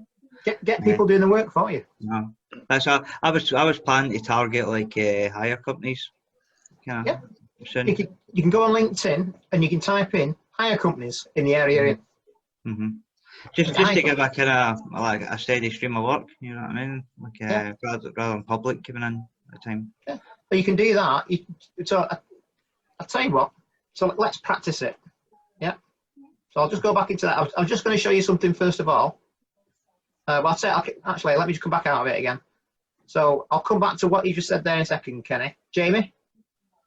Yeah, no, it's definitely a method I haven't thought of, to be fair. Looks really quite clever and certainly works. I'd have to sleep on it myself to try and find or think on who I would be hunting for, but it certainly does raise some options for sure. Yeah, so I'll stop you there then. So rather than you thinking about who you're hunting for, how would you feel if somebody hunted for you? Yeah, it could be. I'm not sure people would be searching for me on LinkedIn, but so don't worry about that. So would they search for your services? Possibly, maybe Okay. not. I'm not sure. Yeah. So how would you get them to know about you? I normally use Instagram. That seems to be the best route, and Facebook, to be fair. Okay. So what is it your factor? Well, you know those fancy shoes you saw Rachel painting? Yeah. We supplied the products to do that, or some of them at least. Cool. So who do you want to target? People like Rachel. Right. Okay. There's a lot of other areas that are artistic people, really, generally. Right. Okay. So if you got in somewhere like Body Shop magazine, would that benefit you? Yeah, 100%. Right. Okay.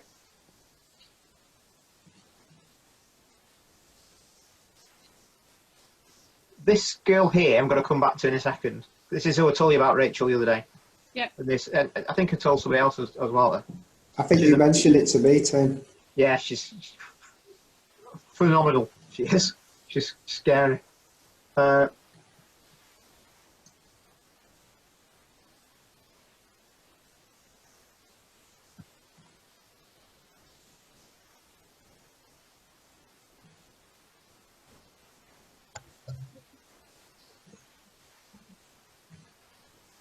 So, Jamie, Yep. would he be a benefit for you? Well, probably, yeah. Yeah, something like that. But then, also bearing in mind that I write for Body Shop every single month, Yeah.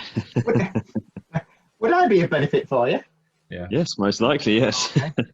So in the same way, so the reason why Rachel is in Body Shop magazine is because I say to Simon, I'm talking on the Spray Painters magazine, you need, in the forums, I've been speaking to Sonny. Now, this again is me thinking outside the box. So the things that I'm doing, I'm trying to market for me as well. I need to market my services. I'm planning a new business in the process of sorting it out. And I need to market that business in the future. Now I need to have a platform that gives me the biggest potential to sell my services to body shops, to all intents and purposes. Now, this is how my brain works. It's probably a little bit different than for people. So rather than thinking I need to market to somebody, I've already done things where I wrote for Body Shop magazine in the past, but in the past it's declined in terms of the readership, in terms of it's gone a bit commercial and the content's been crap and stuff like that. So the company that runs Body Shop magazine are called Ibis. They've got Planning Publishing, and Planning Publishing also have the Institute of Automotive Engineering Assessors magazine, so I've done writing for them as well. So what I did was, the person who owns it is a guy called Jason Mosley. I said, it's going a bit downhill, you know. He's like, what do you mean? I said, well, what's your readership like? He said, it's going down. I said, well, you need to sort that out, don't you? And he went, well, what do you mean? I said, well, if your readership's going down, you're not going to be able to create advertising revenue, and I'm guessing that's pretty much how you fund it, isn't it? Well, yeah, it is. Okay.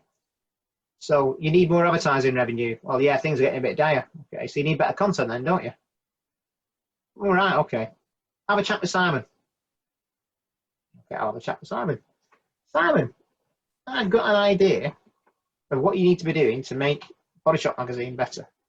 Have you? Yes, I have. You need to make it fresh and relevant to the people who would have read it in the past who no longer do because they think it's too commercial. So you need to involve the people who work in the repair industry, like Sonny Yip, like Jordan, like Rachel, because they're the people on the shop floor who are working, who are doing things that are special. It might be that other people on the shop floor want to know about them and what they're doing, because all of a sudden it's about them and not about the industry. Yeah, I like that. Now, what happens then is, if I can help Body Shop Magazine get better by making it fresher and making it relevant, more people will read it. And if the more people will read it, it'll get more advertising revenue, and they can make it more relevant. And then we can get better content in it, and more people will read it. Now, the more people will read it, will then read about stuff I do. Yeah. It's as simple as that. So then it then gives me exposure to a large amount of people who might use my services. So all of that. Now, the thing is, everybody in that circle benefits. Body Shop Magazine benefit because they're getting a shitload of stuff in their brain and contacts other people. You guys get benefit of it because all of a sudden you're getting exposure and it's telling people about you. And then also the readers are benefiting because actually now they've got something to read they actually want to read it. So it's not about, you know, Merca products or BSF paints or whoever. And then because everything's relevant, all of a sudden they've got advertising revenue. And it's just because nobody looked at it correctly and thought, we can do this differently. And if you do something like that, everybody benefits from it. So I'll happily introduce you to Simon and go, I'll give you his phone number and just say, you know, Jamie does something that's really interesting. You did a feature last month on Rachel. This will follow in quite nicely because you've said about what Rachel does. Here's the products. You know, it's something different again. And do that. And again, and it's just then, because what will happen then is Jamie will go, that Tim's all right, actually. And it does. So this is, so going back to what I was saying to you before about giving things of abundance and helping people. Always help people, because ultimately, if you've helped somebody, they'll help you back. It'll go full circle. Yeah, no, that's very true. Yeah. So going back, so I'm going to wind up soon, just watching the time.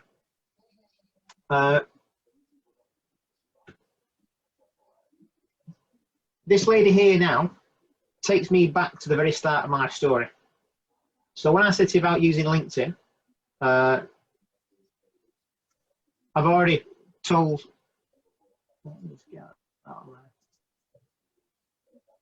I'm just changing the way I can view all so I can see all at the same time. There you go. I already told Rachel the story the other day. So when I first started off, I knew nothing about websites. I knew nothing about social media. And this is how LinkedIn works. So bearing in mind what I've just gone through with you over the last hour in terms of how you need to sell your services, guess what happens when you ask for help on LinkedIn? I guess people might help. Everybody wants to help you because they want to sell your services.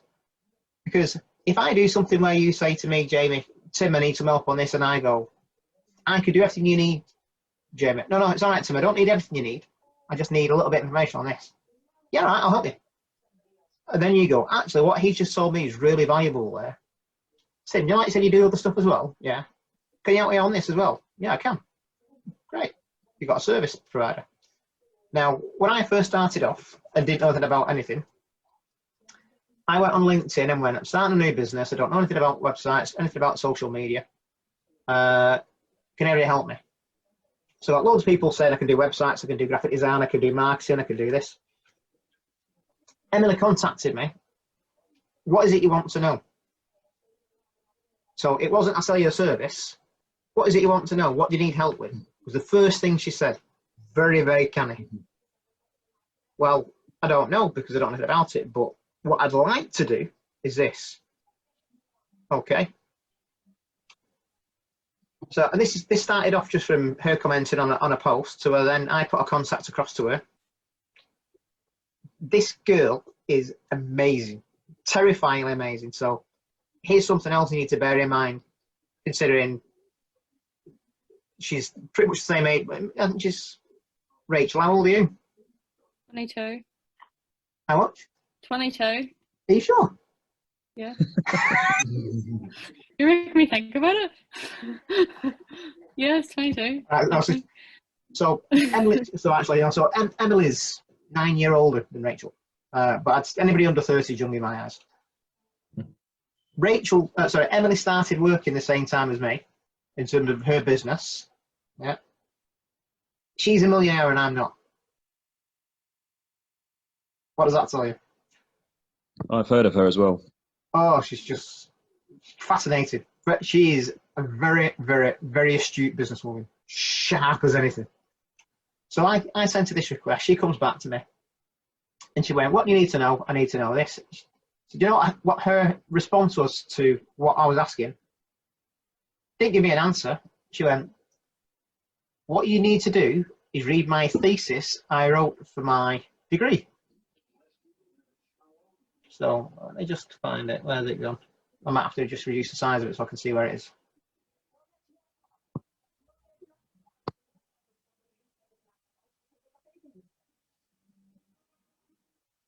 There we go. Right. So clicked on her profile. And as you go down through it, so again, so this is the benefits of having things posted on your profile. Because she sold her services to me by doing this. University of Newcastle, BA Honours in Media Communications and Cultural Studies and First Class Honours. So she knows her shit. She wouldn't have got First Class Honours if you didn't. Here's her thesis you can click onto. So living through a revolution on the impact and value of social media. And she said to me, everything you need to know is in that. That was it. Because she didn't tell me how to do anything. She basically went, if you want to, you know, I could tell you how to do it. I could spend an hour, 2 hours, 3 hours, or 5 hours teaching you how to do it. But at the end of the day, I should charge you for my services because I've worked hard for it and I should charge it.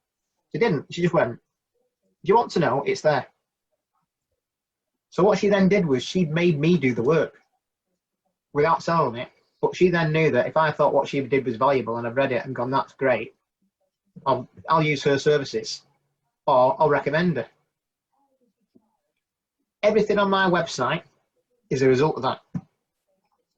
So again, I was showing Rachel something the other day in terms of an example of how to build up your SEO and the relevance of where it grades you on different search engines and what you need to do, and a lot of it's through blogging. I've used literally everything that's on her thesis there, and it works. And it didn't cost me anything. And I thought, no, it's great. Now, going back to what I said to the start of the phone call, guess how many people and companies I've recommended to her now? Loads. As a result of it. Loads. Loads. Loads. Hundreds. As in with you guys now. Mm-hmm. So, and some of the groups I deal with are large insurance companies and large asset management companies and large other organisations. And I've gone, if you want to know how to do your social media properly, you need to work with this girl because she's good. And they've gone, all right. And then I've sent them across to her as a thank you to say, because you give me what you've got on your thesis free, I'll happily send stuff to you. And then that's the benefit of LinkedIn. So on that note, I'm going to finish up for 10:30. So then I'll come out to screen sharing and I'll just open it up and see if you want to ask any questions. And ask your feedback.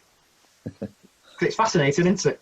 Yeah, it's definitely something way beyond what I assumed it was. I just thought it was a virtual CV, if I'm honest, which it is, but more in depth. I can find, and I can just, like everyone says, the internet's there for you to use, and it's got every answer online if you know how to use it. So you've definitely educated me on how to find it, how to use it a bit better than what I have been. So I'm going to put it into practice. Do you still think it's a virtual Facebook? No, not at all. Not at all. I won't have to worry about my auntie and my granny going on there and liking every picture I post. That's true. It's like I say, it's for how I've learned how to use it. It's the best tool ever. If you need somebody to teach you about social marketing, they're on there. If you need somebody to teach you about marketing, they're on there. If you need somebody to teach you about what I do, I'm on there. If you need somebody to teach you about painting, they're on there. If you want to find suppliers who provide products, Jamie's getting on there later on. Yeah, Jamie's on there. Yeah. So it's the thing is, but I just need to find him. I need to know what he does and how how it works. So that's why you need to then go start spanking that, that drum, letting people know. The thing is, if you can't do it yourself, find people who will do it for you. So then what you then want to do is, so people go through the connections on LinkedIn. Oh, but I keep getting all these requests, but I don't know them, so I can't be asked. What? You're crazy. So, give you another really good example. So I do lots of different. I do like auto mechanic and mechanic in Manchester, but I do auto mechanic in Birmingham. I'll do body shop events, BSF paints, things. I'll show you something.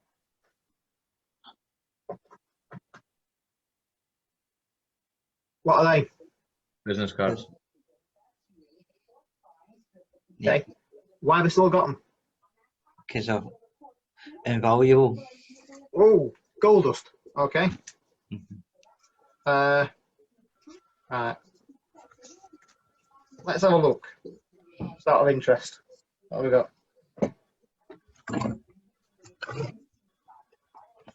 Dave Tully had an accident. Contact me. Yeah.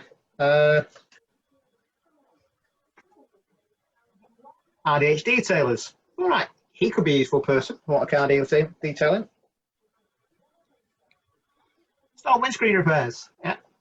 Well, I know somebody in glass. I'm getting around a car here. So then you go through it.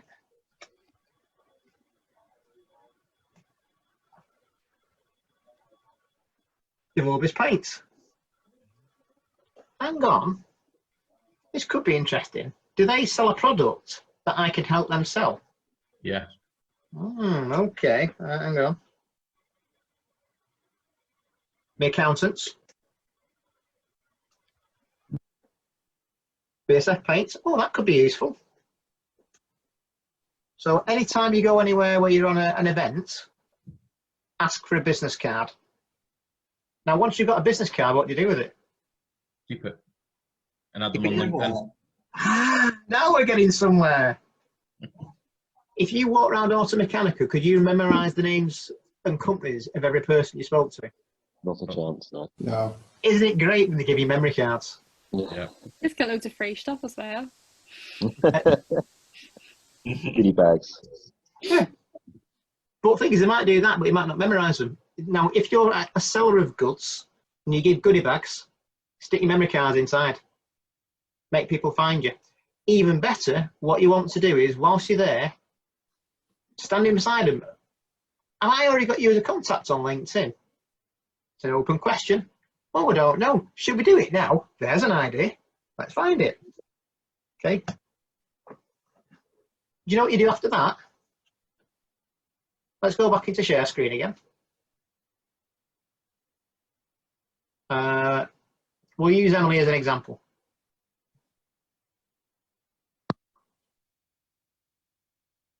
They're harvesting. Oh, yes. So what you do is basically, say for example, as an example, I met Emily at Auto Mechanica. I didn't, but say she did. She's a very interesting person. She might also know some very interesting people. Let's add her. I've added her. Let's see who she knows.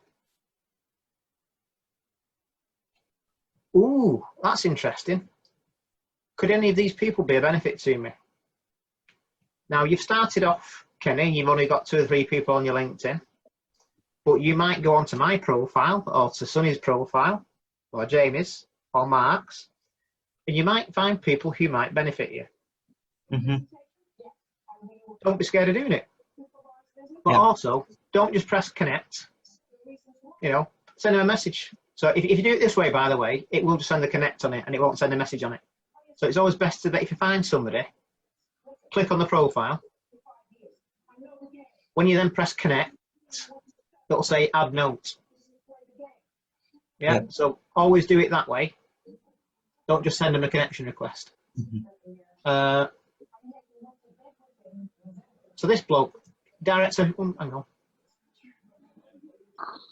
Director Aspen Wolf, specialities identifying company staff training needs, providing the right solutions that add value and increase profit and return on investment, bespoke training development programs. Could be an interesting person to know if you're in business. That's just one of our contacts. So when you people say like, oh, when I got a few, I don't know, or I'm not accepting people. Now, it might be, for example, he's just had an accident and needs me. And just by pure fate, might need your services. You just never know, do you?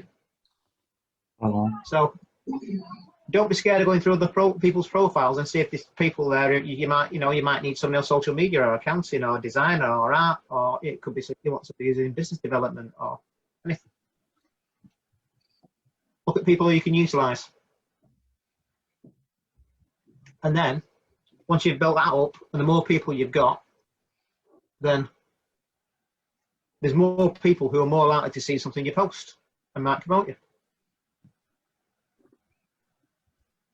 So let's see how many notifications are doing. There you go, good example. Oops, hang on. How's that for an absolute stonking example? Michael, you need to speak to Tim Kelly. He's the man to steer you through this. I've done nothing, have I? I've got people referring me. That's what you want. You want people to find out about you and go. So if I click on this, yeah, so this gent here, Mark, works with as well as me. So again, I've done some coaching with Ian Ferguson. So when he first started off in business, in the same way that I've done work with you guys tonight, and I said I did with football, I've done bits with both Rachel and Sonny, I gave my time for free to help him on the social media side of it, how to promote his business. So I spent some time with him, and then it's ended up that through that, I then introduced him to Mark, and Mark then provides engineering services to Ian. And it's all right, isn't it, Mark? Yeah, there's some interesting stuff that he's doing. Yeah. So, he's not very well liked by a Range Rover, I can tell you that. He's not, is he? No. But from that roundabout way, if you think about how, I mean, I've known Mark for, what, 20 years? Yeah. We've known each other a long time, so I trust Mark implicitly, which is one of the reasons why we send work to each other. But I've also coached Mark for a long time, which again is, I classify Mark as my left-hand man, because if I need any help with my business, it's him that I'd approach, because he's the only one I trust to do it, to be honest. But the flip side of that is that he's benefited from things I put effort into, and then through my having contact with Ian, which is a random thing through LinkedIn, nothing else. It's basically Ian posted on something I did and was interested in what I did. In that roundabout circle, Mark earns money. So how do you work that out? It's just from, it's all about making those connections and helping people. Once you start doing that, it goes full circle. And the thing is, Mark benefits because he gets paid. Ian benefits because he's got engineers who actually know what they're talking about. And because on the basis of the quality of the reports that Mark does, it then means that it'll stand up in court and Ian gets paid. And that's all just through somebody posting something on LinkedIn going, can you help me? So I'll do the same thing. Don't be scared of asking to help. So going back to what you said the other day, Rachel, in terms of what your granddad said to you about asking questions and asking daft questions. What do you want me to say? Oh, Yeah, go on. about you, it's better to ask stupid questions than to do something stupid and then people know you're stupid. Very true. Diamond, quality. It's like sometimes my dad always told me to, sometimes it's best if you're quiet and then people think you're stupid rather than to open your mouth and remove all doubt. That's what I was told. Yeah. It's true. So don't be scared of sticking stuff on LinkedIn. But so this guy here, Michael Amos, is not even connected to me. But he now knows about me. He can choose whether he uses me or not. But again, getting people to recommend your services is the most valuable thing, because it gives people trust. Because how do you research whether a business is worth dealing with or not if you've never dealt with them? So having that personal referral, or the thing is, like I said with LinkedIn, is if people have put a referral onto your profile, even if the people reading your profile don't know them people, if they can click on that profile and see it's a real person, it gives them faith. And it helps you sell to it. Right? Any other questions? No, that's a good one. Good. Have you all enjoyed it? Yeah, it's been good. Yeah, thanks for your time, Tim. I appreciate it.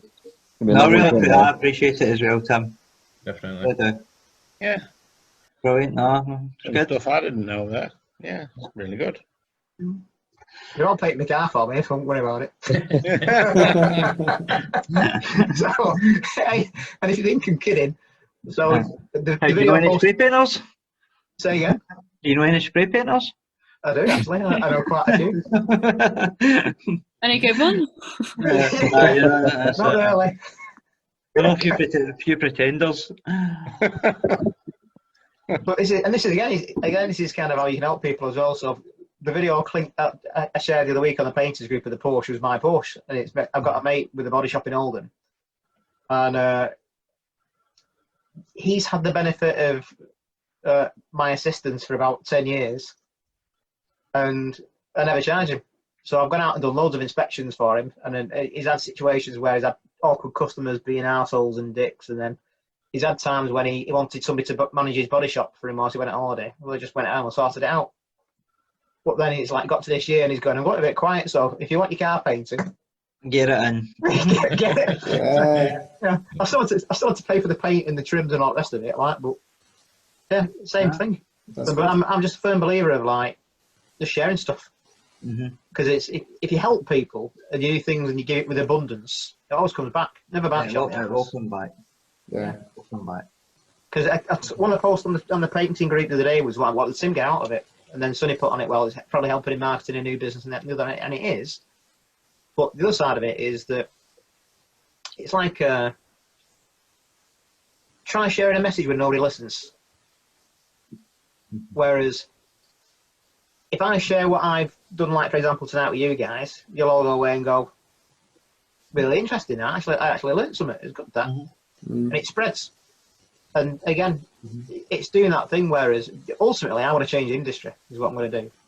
I'm going to change this repair industry completely away from where it is now. Because I'm going to absolutely rip insurance companies to pieces. And that's my goal in the next 5 or 10 years. It's just that insurance companies got no idea what I'm up to. I'm going to create an absolute monster to terrify the shit out of them. And the thing is, if you speak to anybody in the industry, everybody will go, "You can't do that. Can't do that. We need to do this. We Why need to do not, that." though? Yeah. Why not, though? You need to lobby. You need to lobby the government. You need to do this. I've tried pretty much every legal thing you can think of in the background. Whereas I've spoke to MPs, I've lobbied Parliament. I've been involved in big investigations in the background with Competition and Markets Authority. I've had contacts where I've been complaining to the FCA. I've done all sorts of shit, and it's like, nah, fuck that. Right, I'm just going to spank them. I'm not going to play their game. I'm going to play my game. If I play their game, I'll lose. If I play my game, I'll beat the absolute shite out of them. Which then, if you look at my Google reviews, you'll see that I do it. And that's what's interesting. Then body shops will go, how do you do that? It's like, so again, so if you want to know how to beat insurance companies, go back to Body Shop magazine, which helps them get more readership, more coverage, and look at where I started posting articles for them every month. Because what I'm doing is I'm putting little articles in every single month to help body shops become better businesses, help make more profit. Because if you don't learn how to understand to run a business properly, it makes you less reliant on the people trying to take the profit away from you. Yeah. And that's what they need to do. You just need to cut that little. All these body shops that have got a relationship with insurance companies just need to cut the ties away. Because then they all start crying when you've got companies like Nationwide Crash Repairs going bust. All these insurance companies are shit. Well, no, any company that signs a shit contract, shit. Simple as that. Yeah. Why do you want to work with a shit partner? Tim, following on from that, I worked in a body shop in Glasgow, Allied Vehicles. You ever heard of them before? Yeah. I worked in Allied and we were tied into eSure for a £998 repair cost for each vehicle. And everything got repaired with filler. Nothing got replaced. Yeah. And basically, I think one of their engineers or one of their head guys was a guy called Jerry Cuddy. He basically turned around and he had all the painters and that in a meeting. Basically, we like treat every car like a Homer. This is the exact words. See, every car that comes in here for eSure, treat it like a Homer. Like a what? Like a homer. Yeah. Like a side job. Right. That's what he said to us, and that was one of the top guys for eShare that said that to us. Treat every car like a side, basically a side job, and that's for the insurance company. And because we were told to like, basically repair one corner of a bumper. I mean, you weren't doing chips on bumpers, you weren't doing stone chips in bonnets, you weren't doing anything for the actual customer. I hated it, absolutely hated it. That's why I wanted to go myself. I'd worked in big bonnet shops all my life. And I was brought up on do the job right and do it first time, and that was it. Yeah. So that's what I get my chance to do it now, make sure the jobs are right. But so that's my wee input there. I was thinking then to Fraser, you still sat in your body shop now? Yeah. Spray car behind them. Yeah. Oh, that's what it is, yeah, isn't it? Yeah. Well, I clocked it, man. Yeah. I thought he's going to be cool there. I turned the heating off about an hour ago, so it's getting cold now. Like, What about minus 20? Is it something already? it's not that bad. It's getting cold, but it's not that bad anyway. So, Where are you in? I'll probably Fraser? Pardon? Whereabouts are you in Scotland? I'm on Arbroath on the east coast of Scotland. Aye, Arbroath, aye. Yeah. Smokies. Yeah, that's right. This is all Smokies. Aye. So yeah. So this is, as I say, I'm only like, I think this is about 12 weeks I've been open since basically after COVID really. I left just a one-man band in a homemade oven, and it was crap basically. I've got a booth and I've got a bigger premises. I've employed a panel beater, and things are definitely moving up. But it's stability. Stability is the key, isn't it? We workflow. But I don't know if any of you kind of have that trouble as yet. But that's the trouble I'm having. I'm getting a lot of recommendations, a lot of word of mouth. Most of my business over the last 3 years has been through words of mouth. And as you say, it's a bit like a kind of real social media. You know, it's somebody says to somebody that he can do this, and that's been massive, absolutely massive for me. And people think, oh, he's doing a good job, and he'll tell his friend. And that's basically every car. We've got to treat it like your own. I've always found that with what I'm doing, obviously, I rely a lot on private work is over deliver. Mm-hmm. Yeah. Always over deliver, and it pays dividends. Like what Tim was saying, give something back. We've got a customer that came in the other week there. She came in to get a quote. We gave her the price. We took the bumper off. Realised there was more damage caused from a previous accident behind the bumper. We then explained to her the extra cost that would be involved to fix that, to do it properly. She then came back in and said she couldn't afford to do it. So we actually repaired it for her for free at our cost, just to make the job right, so that if MD was then to take the bumper off after we repaired it, they wouldn't assume that it was us missing out on the previous damage. So then she's then told her granddaughter and a few other people, and I've had 2 other jobs out of it, which is then the profit off of that's paid for hers. So best advice is over deliver every time. So just to stop you all there, because I intended to tell Rachel today when we were talking on the messenger side of it, something I'd recommend for you for another book. But all of you, and Mark certainly knows this because he's got my bloody book. Have you heard of a book called The Secret? Yeah. Yeah. No. So who said no? Me, Jamie. Me. Jamie, right? Kenny? I can't read. There's a column on there. It's not. So Kenny, can you go on YouTube? Yeah. Yeah. Well, there you can. You find that, aren't you? So Sonny's the same. Yeah, just reflecting on Kenny is like we've had quite a lot of conversations, haven't we, Tim? And Tim's always saying to me, you know, you need to read this book, and because I'm partially dyslexic, basically it's, you know, we've got loads of options. You know, there's audible books now which you can listen to instead, and as Tim said, you got YouTube and stuff. So really now there's no excuses, are there? Now, how many of you commute to work? So Kenny, do you drive to work? Do I drive to work? Yeah. Okay, how far is it? Do you know my Body Shop's literally 5 minutes from my house, my new work. It's It's not too brilliant. bad. It's So what I'm going to say magic. is, stick an audio book on it and listen to it onto the way to work. Hmm. It's like reading a Right. book 15 minutes Right. Okay. Okay. whilst you're working. You'll have to take the long route. An extended dump. I'll give you another example then. So what about when you're prepping vehicles? Headphones So in. if you're there prepping, stick it on in the background, get headphones on. Who's the author of it? Ron the Bar, I think. Yeah, Rhonda Byrne.